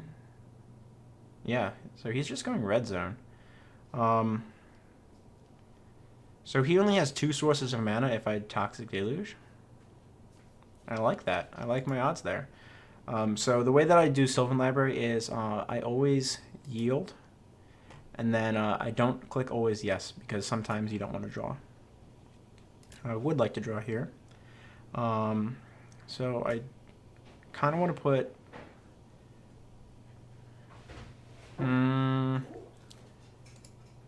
let's do some digging. Let's be ballsy, guys. Let's take the 8. Alright, so I don't want to play Urborg and turn on Temple the False God to tap for mana. So I'm going to play the Twilight Mire because it doesn't cost me life. Make some mana, make a black, Toxic Deluge, 2/3, and clear the board. Next turn, I'm going to destroy Earthcraft. I wanted to clear the board before I did that because I can deal with this later because I have the claim. I'm definitely not going to play Urborg at all at this point because it turns on 2 of his lands. I'm going to put that back. And do I play Confluence this turn? Oh, he's just going to scoop. All right. All right, GG. All right, sometimes, yeah, I don't think Temple's a good card in competitive, even in big mana decks. Next turn, Squirrel Nest. Yeah, if he had Squirrel Nest, all right, off his single green mana, like, come on. Squirrel Nest has, all right, that has to go on a basic. And he only has 1 Source Silver Green, therefore he can only play a second Forest. So if he goes Forest into Squirrel Nest, all of his lands are tapped, including the land that has Squirrel Nest on it, and he can't untap it because he has no creatures. I still do not lose to infinite creatures there, just so you know. All right, so one more match, and then we will get our league results. So I'm 2-2 right now. I was sort of given that win, but it's also in the sense that Toxic Deluge is a good Magic card, and I don't think my opponent was ready with their deck construction for a Wrath on 3, turn 3, to clear their board out. I'm interested in what deck Toth has played to 12 undefeated leagues. Looks pretty cool. Definitely impressive, I believe. All right, that game was yeah. All right. Let's keep the chat clean, Jake. How's Vial Smasher positioned? Basically, Vial Smasher is positioned in the way that you play a control deck and Vial Smasher. And would you snap? There you go. And you just use Vial Smasher as continuous damage. I won the dice roll. It's about time. Venser, a hand with no black mana, but Vamp. I am not that greedy. Cavern, on the other hand, is a fantastic starting hand. Deathrite, Blooming Marsh. Arbor Elf does nothing, so I play Deathrite first. I'll keep. I'll put that on top, mostly because it means Arbor Elf can be played. And it hides the fact that I have Deathrite if they fetch. This is basically what I'm planning. Was that print? I guess that was printed in the new Modern Masters. I think that's what that symbol is. I have a little bit of interest in it, Alex, but mostly what I play right now is a MTGO Commander. I play EDH in paper as well, and I also play Type 1 and follow Type 1 and play Type 1.5, which is I follow Vintage and I play Legacy. I need to adjust my Legacy deck, actually, come to think of it. So I'm 1 mana off Oracle, but I don't want to name something on this yet. I can't really put down this yet because I don't have a second black source. So let's play Deathrite. Because I don't want to play Cavern and only have 2 mana. Next turn I'll be able to have 1, 2, 3, 4 to play Oracle or Meren. And let's go to the red zone for that 1 damage. It's going to matter, guys. Vial Smasher. Vial Smasher is positioned well in the meta, I think. I think right now the prevalence of the mono-blue combo decks is sort of hiding him. But the Vial Smasher plus control, it's either usually Crown for Grixis control or Thrasios for non-white control, is a strong positioning. So he's got mana, but I have a Cavern. Shaman. Basically in this deck you always name Shaman or Human, depending on what's in your hand. There's more Shamans than not, but notable humans are things like Bob, Sadistic Hypnotist, both things that you want to play uncounterably. Of course. Untap, land, thank you.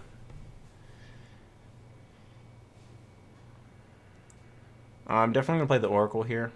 I'm not gonna get any value. Ooh, let's cast Oracle Moldiah. Let's not say Oracle and then cast Meren. I don't have any value off Meren here, so I don't want to waste some of its commander cast if he has a way to remove Meren. Oracle, at the very least, comes into play, and I have the special action of being able to play land off the top of my library before my opponent has priority to interact. I don't have a land, but I do have a Sylvan Scrying, so that will be a way to win the game, actually. Sylvan Scrying plus Mind Slicer on my opponent's upkeep, or draw step. Let's attack.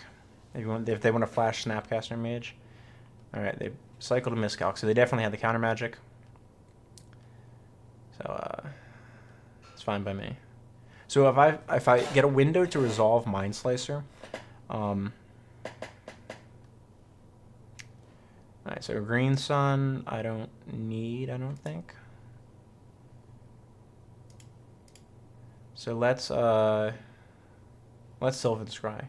And if he lets it resolve, which he might just because it's Sylvan Scrying and I already have Cavern, I also get a shuffle for this Oracle effect. And I'm shuffling away a Green Sun. So he's tempted to let this resolve because it means I lose Green Sun Zenith. So he's going to Pierce it to tap me out. I wasn't planning on doing anything else this turn anyway, so I'll say okay. Yeah, I'll pay for Pierce. Yeah, sure. Alright.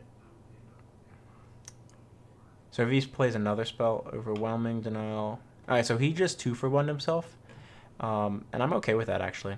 So I get to attack for 3. And he's spending all of his counter to stop me from Sylvan Scrying. Which is correct. I do have the Mind Slicer. But there's a chance that he doesn't have anything to stop Green Sun Zenith that isn't Venser. At that point, I'm still in a decent situation.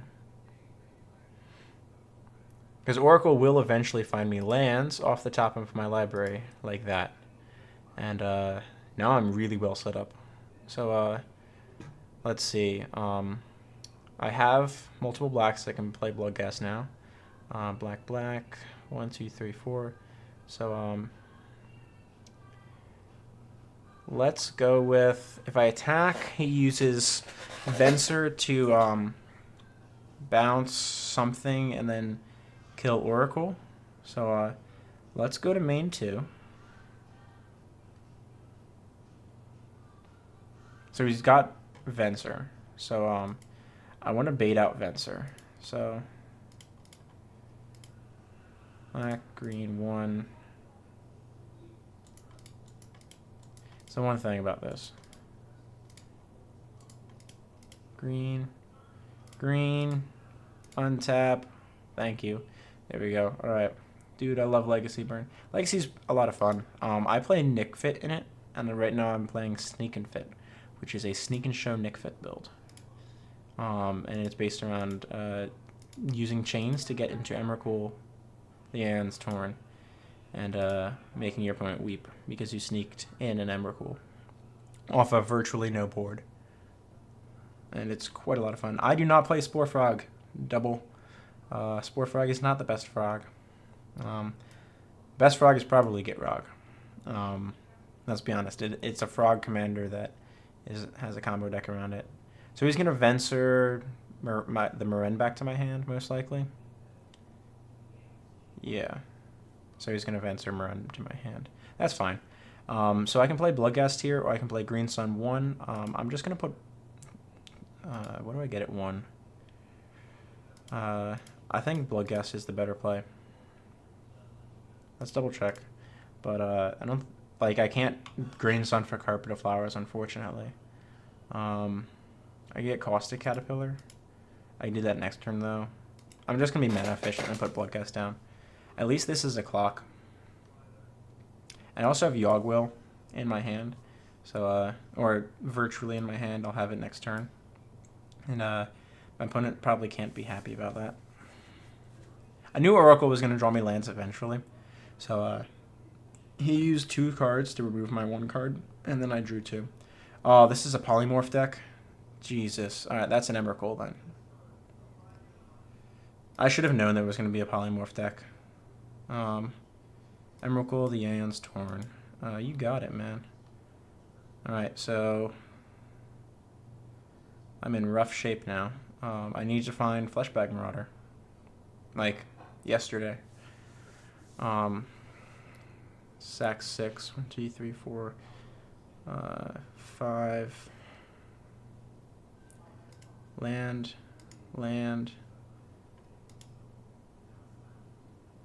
Fetch. Bayou. Demonic Tutor. Alright, so that's what I need. 1, 2, 3, 4, 5. So I can sack 1, 2, 3, 4, 5, 6. So I can't shuffle my library now. So I want to put Mind Slicer into play. Black, green, untap.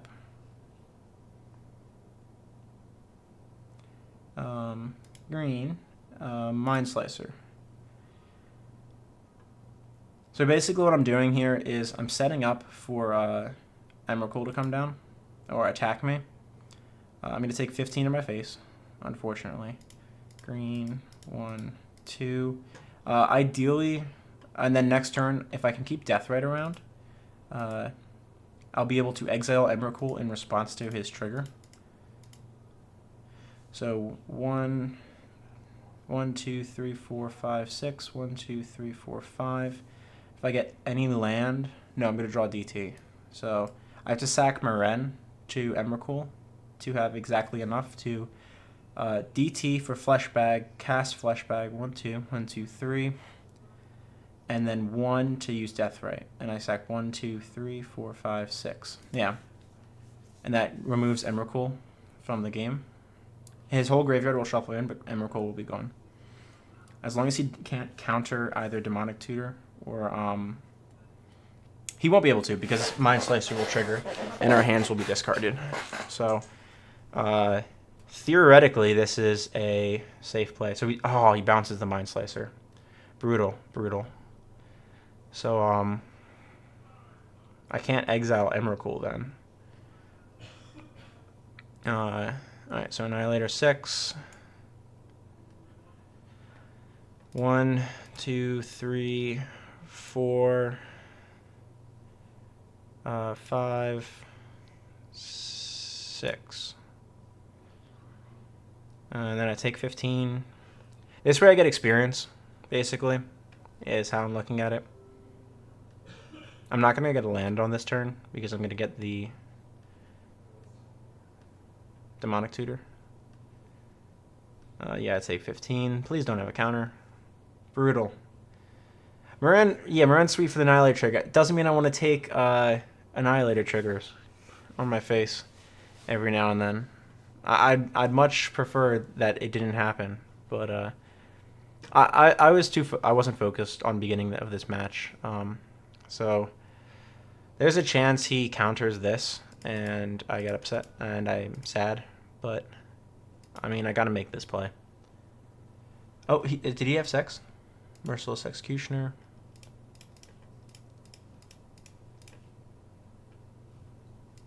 Maybe he F6. I don't know.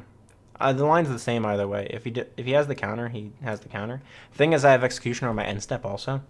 So either way, I'm gonna be able to remove Emrakul. You got a Mana Leak because I got to keep my Meren around. No, I would not like to cast. I'm gonna end my turn. Oh, I get to attack even. This is exciting, guys. It's exciting magic here, right? So because I get to keep my Meren around, I get to bring back Executioner, and Emrakul's gone.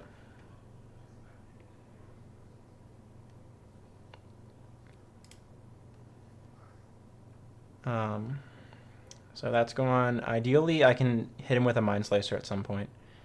So that's the commanders. That's the graveyard. Graveyard.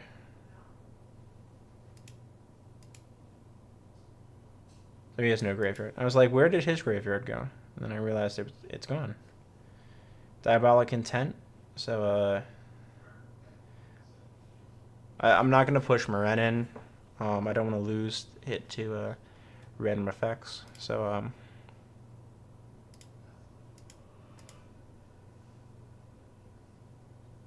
2, 3. I can play a fetch.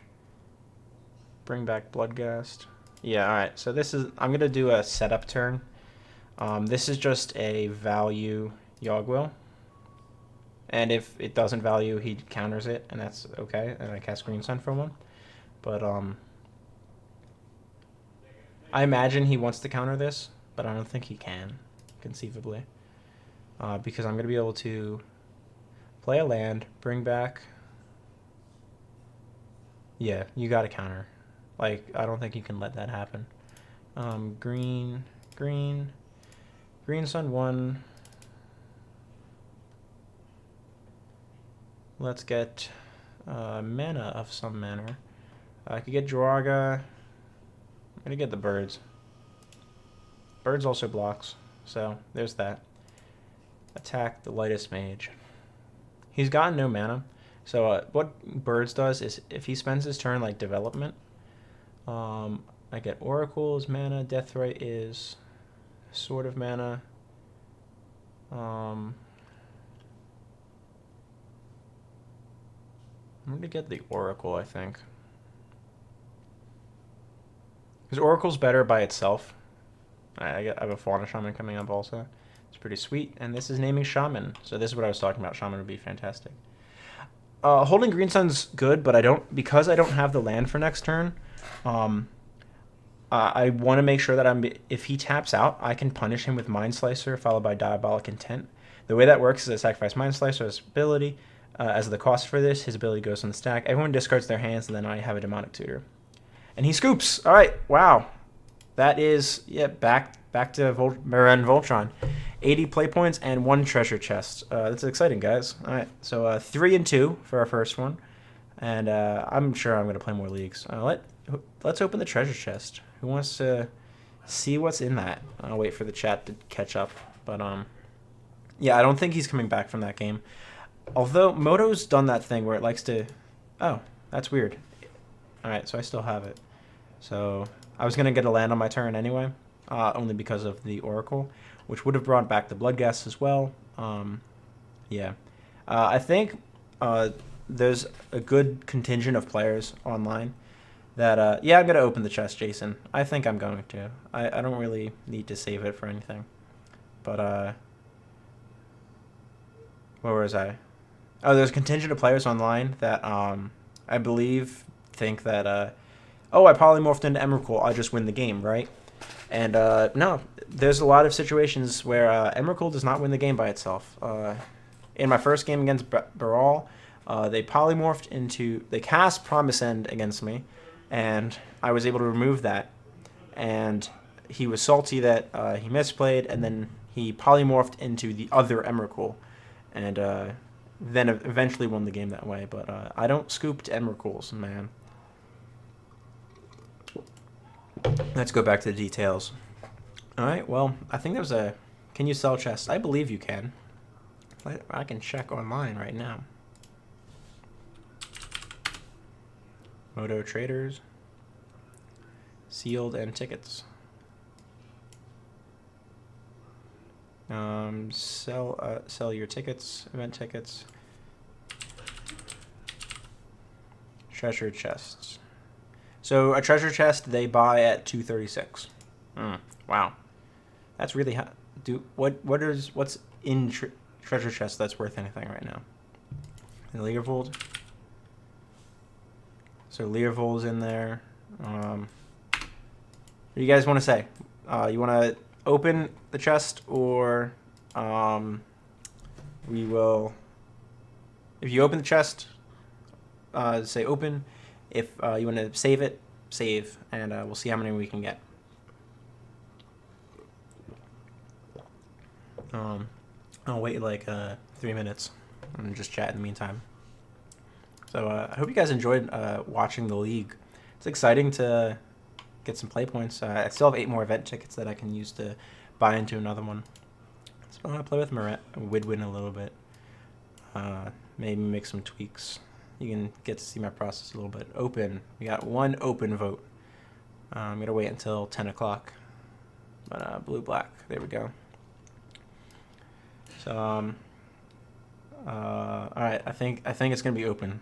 That's a lot of votes already. Wow. All right. So it's exciting. I mean, I like opening product. We got one don't vote. All right. So I picked up a Flusterstorm for Moto. It was relatively inexpensive compared to its paper price, so I definitely picked that up. Yeah, Airy. Or Gelfand, Airy. I think that's Airy. I'm gonna play another game. I'm not gonna play any more League tonight, but I think I'm gonna play some just in the play lobby. I want to tweak this Woodwind deck a little bit, so I don't believe I have this one tapped out at the moment. Oops. Oh, did I close it? Yeah, Woodwind is not on my tapped out profile, so I'm trying to work on the deck a little bit to try to make it better, more consistent. I think it has good potential. Like, there's no dedicated combo. There, you play a bunch of creatures. I think it should be fine. Let's just run it how it is into the play lobby some. Constructed open, tournament practice, none. Let's make sure I select Woodwind collection. So this is rough. What's my 1v1? What's the difference between these? I don't remember what this is. Close enough. Okay, so this is the 1v1 build that I've worked on. I've added GTA to my online collection as well. Alright, so I can close the league. Play lobby. Black Drill. I've played a few games against this person. Oh, but I don't get the game. Not accepting new players. Scooter. Would you like to play a game, Scooter? Play a game of Magic. So, and some of those games were an example of why I don't always record every game that I play. Who am I playing against? Una, Control Mirror. I think I'm mulligan. That's better. That's way better. Keep that. Bottom. I have Water Grave for Spell Pierce on turn 1. So, where was I talking about? Duress takes Spell Pierce, I imagine? Or Impulse. Could be either. He knows I have Cavern. So, it's one of those choices. I would take the Spell Pierce. It takes away my turn 1 interaction. Takes away the counter. Alright, takes the Dismember. I guess because it kills Una. He might have something like Bob. I mean, I have to shock myself so I don't lose to something stupid. But that's okay. Oh, he's got Terramorphic Expanse. Fine by me. So this deck is a deck where you name wizards with Cavernous Souls because there's almost no face. Oh my god, what a top deck. Cast a creature spell of the chosen type. That's a huge top deck. Jesus. You gotta go, man. Have a good day. Airy, I am going to play some more. If you are curious. But have a good night, man. Yeah. So we'll open the treasure chest after this game. I got a bunch of votes for open and 1 vote for don't. So it's going to be opened. Sorry, Gaspel. Got a morph for me. Interesting. Always yield to this. Now you get to actually see the power of Bitter Blossom on turn 2. It's kind of crazy how good this magic card is. Like, it doesn't seem like a lot, but and it takes forever to get going. But at 20 life, I think it's 6 turns if they damage themselves at all, or 7 turns if they don't damage themselves. I will not chump because my fairies are actually objectively stronger than your morph. I'm gonna impulse on end step is my plan. Una costs so much that. Impulse. Would you like to counter my impulse? So I'm going to take Ashiok here, actually. I could take Force, but I actually want Ashiok because I'm going to get a fairy. I can double block the morph, and then Una's going to be dangerous soon. I have my first kill on Una, potentially. But like Force, I don't have another blue card. Ashiok at least provides an alternate source of pressure. Any order.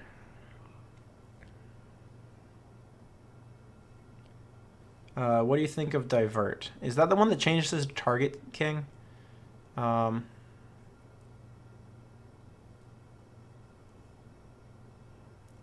right, Jake. Well, good to see you. I'm glad that you were able to tune in. I wasn't sure who was leaving. All right, so they've got to have something. I think they have a stop set in their own end step, which is a weird place to have it. That's a really good one. So I don't need to name Cavern yet. Black 1, Ashiok.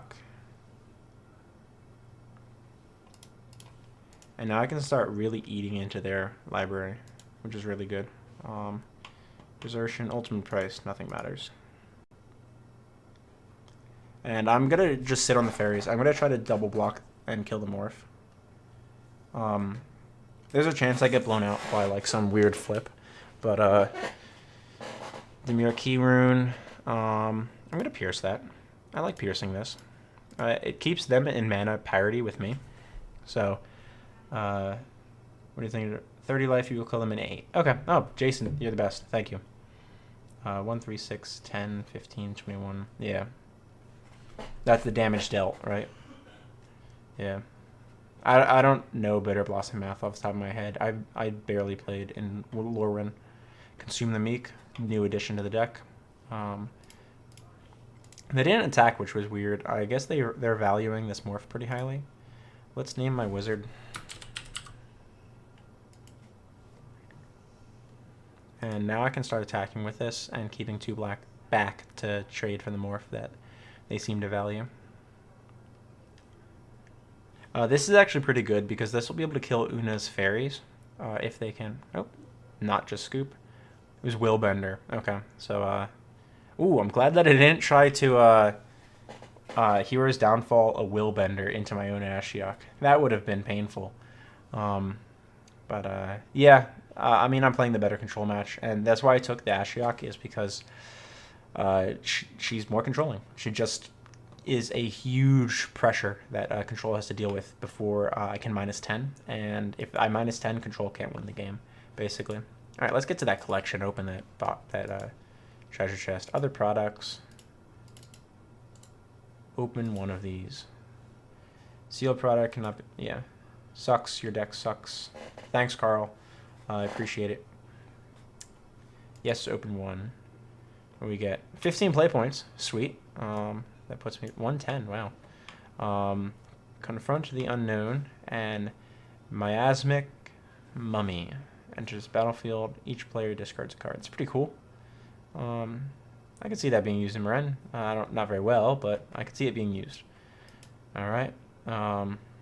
Morph is always Willbender. Should have known. Yeah, basically, like, if you don't treat it as Willbender, I mean, I was expecting it to be the Megamorph that is a negate. So when it flips up, you counter a non-creature spell. Got to play an Edric decks for a little bit. I can't think of it off the top of my head. You guys know which one I'm talking about.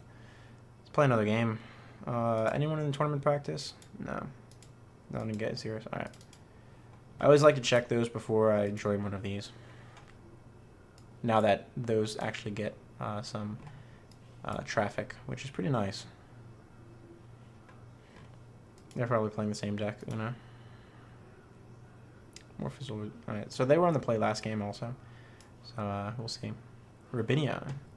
I have a blue source. I have Gilded Drake, Remand, Thoughtseize. I'm going to keep this.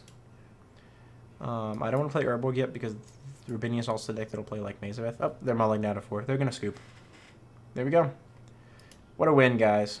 And this is why I don't like to do like live recordings of everything all the time, is because you get games like that where... Stratus Dancer. Thank you, Anthony. That's what I was thinking of. Yes, I would like to play first. All right, another blue-black mirror.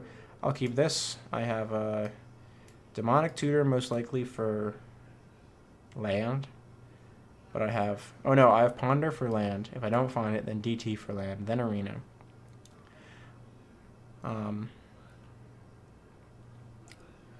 What deck do you play?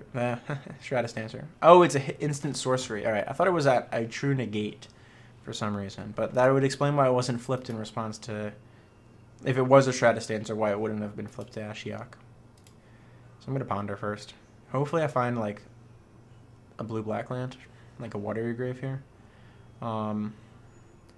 So not a black land. I definitely want the land, but I also want the counter squall. So let's put on top, top, top. I'm not going to shuffle the library, so I draw a counter squall. And what this lets me do is now I have force just in case something goes wrong. I'm planning to use Demonic Tutor to find black mana that's coming turn. So I'm going to Ghost Quarter, play Ghost Quarter, Demonic Tutor for black mana, play black mana. Or play like the island. No, I play the Ghost Quarter. Forgot. Alright. They're not playing anything because there's no good zeros drops anymore. Fine by me. But I put the counter squall in my hand just in case they have some disgusting turn one play. I probably would have forced something like a Thoughtseize, I think. Because I'm so dependent on this Demonic Tutor and Phyrexian Arena. So, let's actually play this out instead of the Ghost Quarter. Black. Demonic Tutor. And let's double check the list to know which land I'm going to grab. I can grab Command Tower. Yeah, I'll grab Command Tower here.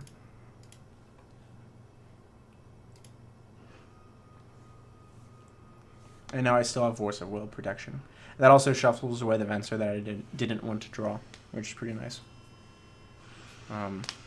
So this entire time, even though I've played a spell and tapped out every turn, I'm going to have Force of Will protection.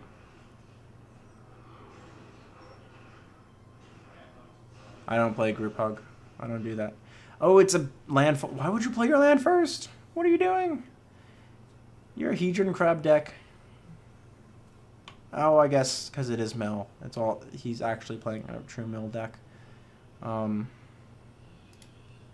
mean, black, Phyrexian Arena. And if this resolves, it's basically sticking for the entire game, because Murkovosk is a blue-black deck that can't really deal with it. Yeah, I could have sworn Stratus Dancer could counter non-creatures, but it makes sense that they were restricted to instant sorcery. That said, it's 5 mana, so I don't know. And of course, their 2/4 matches with my 3/3 really well. I lose the shackles. That hurts. I don't have enough islands, but I would have taken that Hedron Crab for sure. And strip mine. This mill's 3. Wow. Excuse me.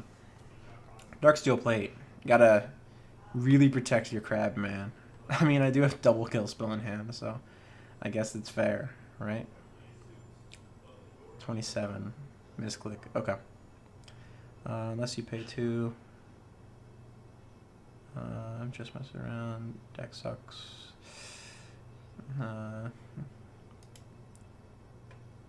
Maybe, yeah, I thought it was non-creatures. Always yield. I'll look it up after this if it matters that much. Ooh, land. All right, so let's get more black mana out. And now I have either Counter Squall and Go for the Throat or Woodwind. Of course, I'm chagrined to use Counter Squall when it's my only force fodder. I do want to be able to kill Murkovosk before it gains Darksteel Plate, though. And I'll take the most mana efficient way of doing it. That said, this turn is probably going to be the best turn to deploy Woodwind. God, that Strip Mine would have been so good. Cut him off blue mana. He has only black. I mean, Ghost Quarter is nowhere near as good, so I'm not going to use it, but because he's just going to go get an island if I do. But Cathar's Shield. Is this Murkovosk Voltron, man? Top 4 land cards. Okay. I don't remember what that card is. Mind Funeral, I think, is the card. Yeah, Darksteel Plate is the super competitive. Yeah, I don't have an Eldrazi King in my deck, so or Eldrazi Titan, I guess. They're not kings; they're titans. Um, gods, whatever. Uh, so I am dead to mill potentially. He milled 2 lands, thankfully. Maybe I won't get land again. I got another land though. Oh wow, that was a huge misplay. Holy crap! Oh, I forgot to play Widwin. I'm used to playing Meren. Jesus. All right, I got a second blue spell, so we're just gonna say that was part of the plan, right? Oh man, I'm so focused on chat and I'm not used to playing draw go flash deck. So, uh, I know. Don't laugh at me in chat. God, or laugh at me, whatever.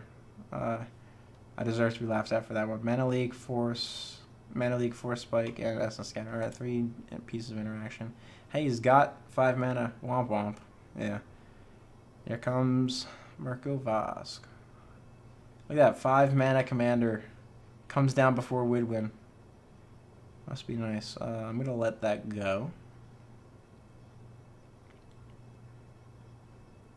I didn't want to take damage off my Mana Confluence, guys. That's what it was.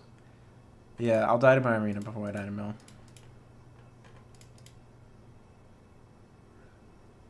Please force. Force that. No. He doesn't want to force it, guys. Wow. Alright, so let's start with a duress. See what we're working with here. I'm definitely killing Mirko Vosk because I want to attack with Widwin. What you got, man? Some dirty cipher card. Some dirty cipher card. That was a called shot. What were the other two? Terrifying and Terrifying. As long as you control Dragonlord Sinumgar, that's fine. And that is kill the thing. So let us use Go for the Throat to kill Mirko Vosk. I'm gonna keep the Hero's Downfall back because this actually kills anything. Go for the Throat's more narrow, so I'm gonna use the more narrow spell.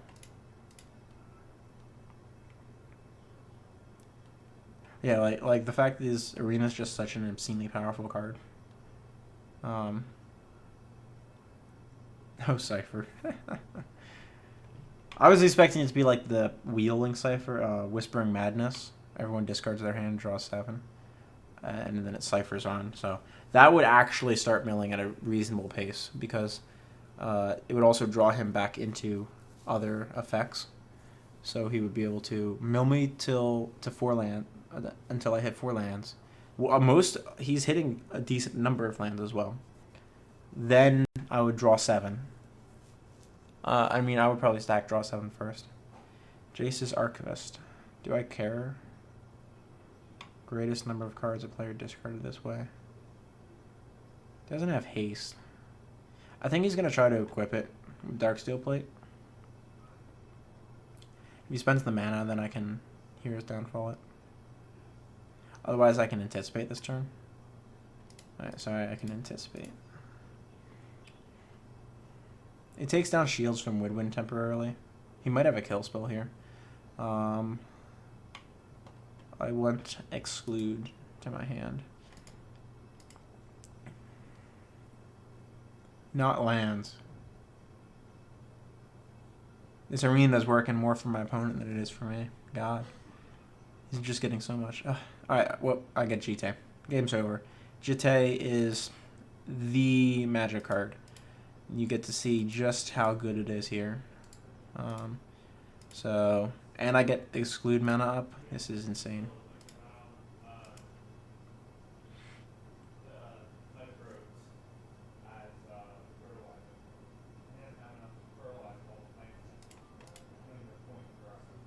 Let's get Jite going.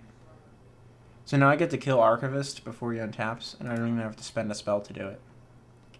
This is how good this magic card is. That makes up for all of the lands that I drew with Arena. Always yield to this one. Kill that. Kill that. And now I feel like I'm in a commanding position.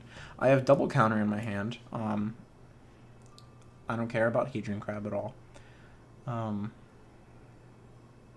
have lands for the next 2 turns. I have removal. I have my commander with a Jitte and 6 commander damage. Did I not yield to this? I thought I had.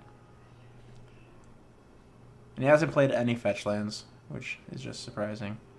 Dragonlord Sinlamgar. I'm going to just exclude this, and this might draw a concession from my opponent. Because I know his other card is Avatar of Woe. I get Urborg. I'll play that. He's got a ton of black mana. Bless those design mistakes. Yeah. Legit Jitte kill. You guys say Jit or Jitte? How do you pronounce it? Or I don't think I've ever heard a this is objectively the correct way to say it type of thing. So I can close the commander section. I know what's there. Alright. Maybe you guys could more counters than needed, honestly. Yeah. Well, you got to keep in mind these aren't all counters. One of them is going to be Force of Will fodder. So I only have 2 counters. Whether it's casting both of the counters or casting one and then alternate casting Force of Will, I only have 2. 1, 2, 3, 4, 5. I can even hardcast Force of Will and like Counter Squall, but I can't cast all 3. So at the moment, all 3 of them are not counters. I could remove Hedron Crab here. What's this? There are 10 or more creatures. I do not have 10 or more creatures. I don't think I have 10 or more creatures in this deck. And he's only got 3 now. But it deals with that for now. Ooh, damn. I was going to try to set a stop. I forgot I'm going to tech edge him. I'll just take him off blue mana, you know. Because otherwise he does Marker Vosk here. And I complicate it. I think he has to tap out for Marker Vosk and I get to cycle complicate. And that should draw a concession. There's 1 card left and you can hardcast Force. But I can cycle complicate and that draws me a card, man. Like, Jitte. Alright, Japanese pronunciation is Jitte. The E sound is like the end in anime. Okay. Thank you, Biopovar, I guess? Jitte. Cool. I've learned something new today, as well as going 3-2. Alright.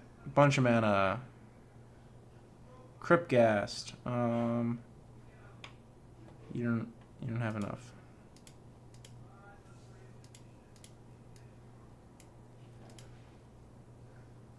No. Now, like, I could make him spend dark mana for Darksteel Plate. 1, 2, 3, 4. No creatures. So there's no chance that he's going to be able to cast Avatar. He's at 9 commander. Next turn I put him at 12 commander. And then it's 15, 16, 17, 18, 19 with the Jitte. So let's tech edge now before I forget and do something with either the land or wasting much mana. Be mana efficient. Have a Drowned Catacomb. That'll be my land for turn.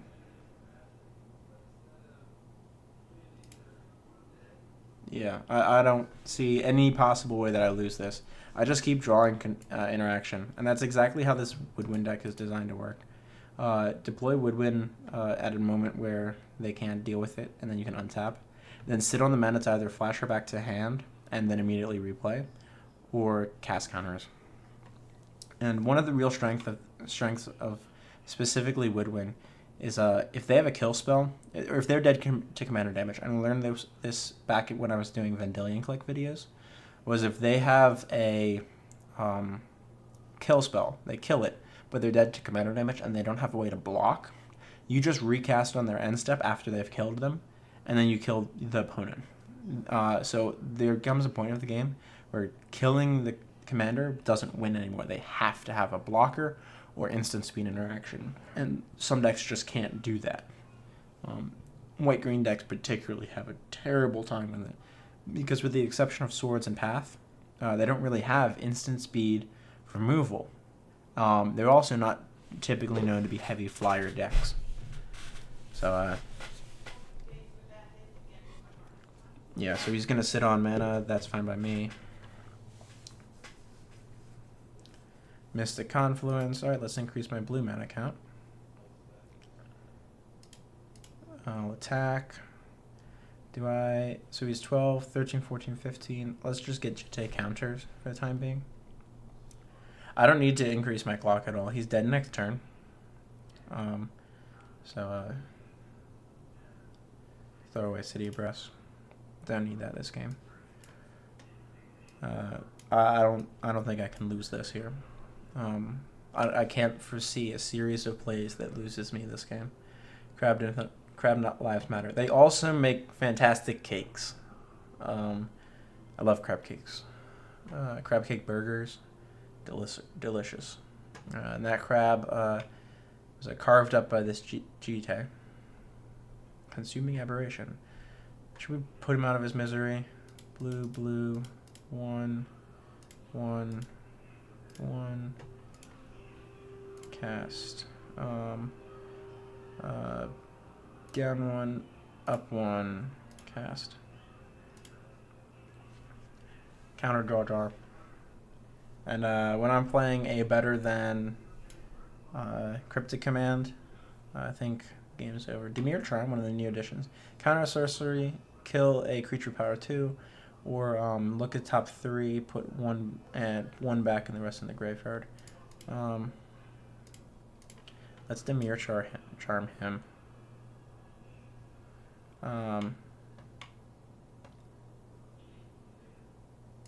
Let's let him have a Nightscape Familiar. This is definitely a cool deck. I think it probably would have been better as a Dragonlord Silmagar deck. Sunken Hollow is a free land. Let's hold control. Attack.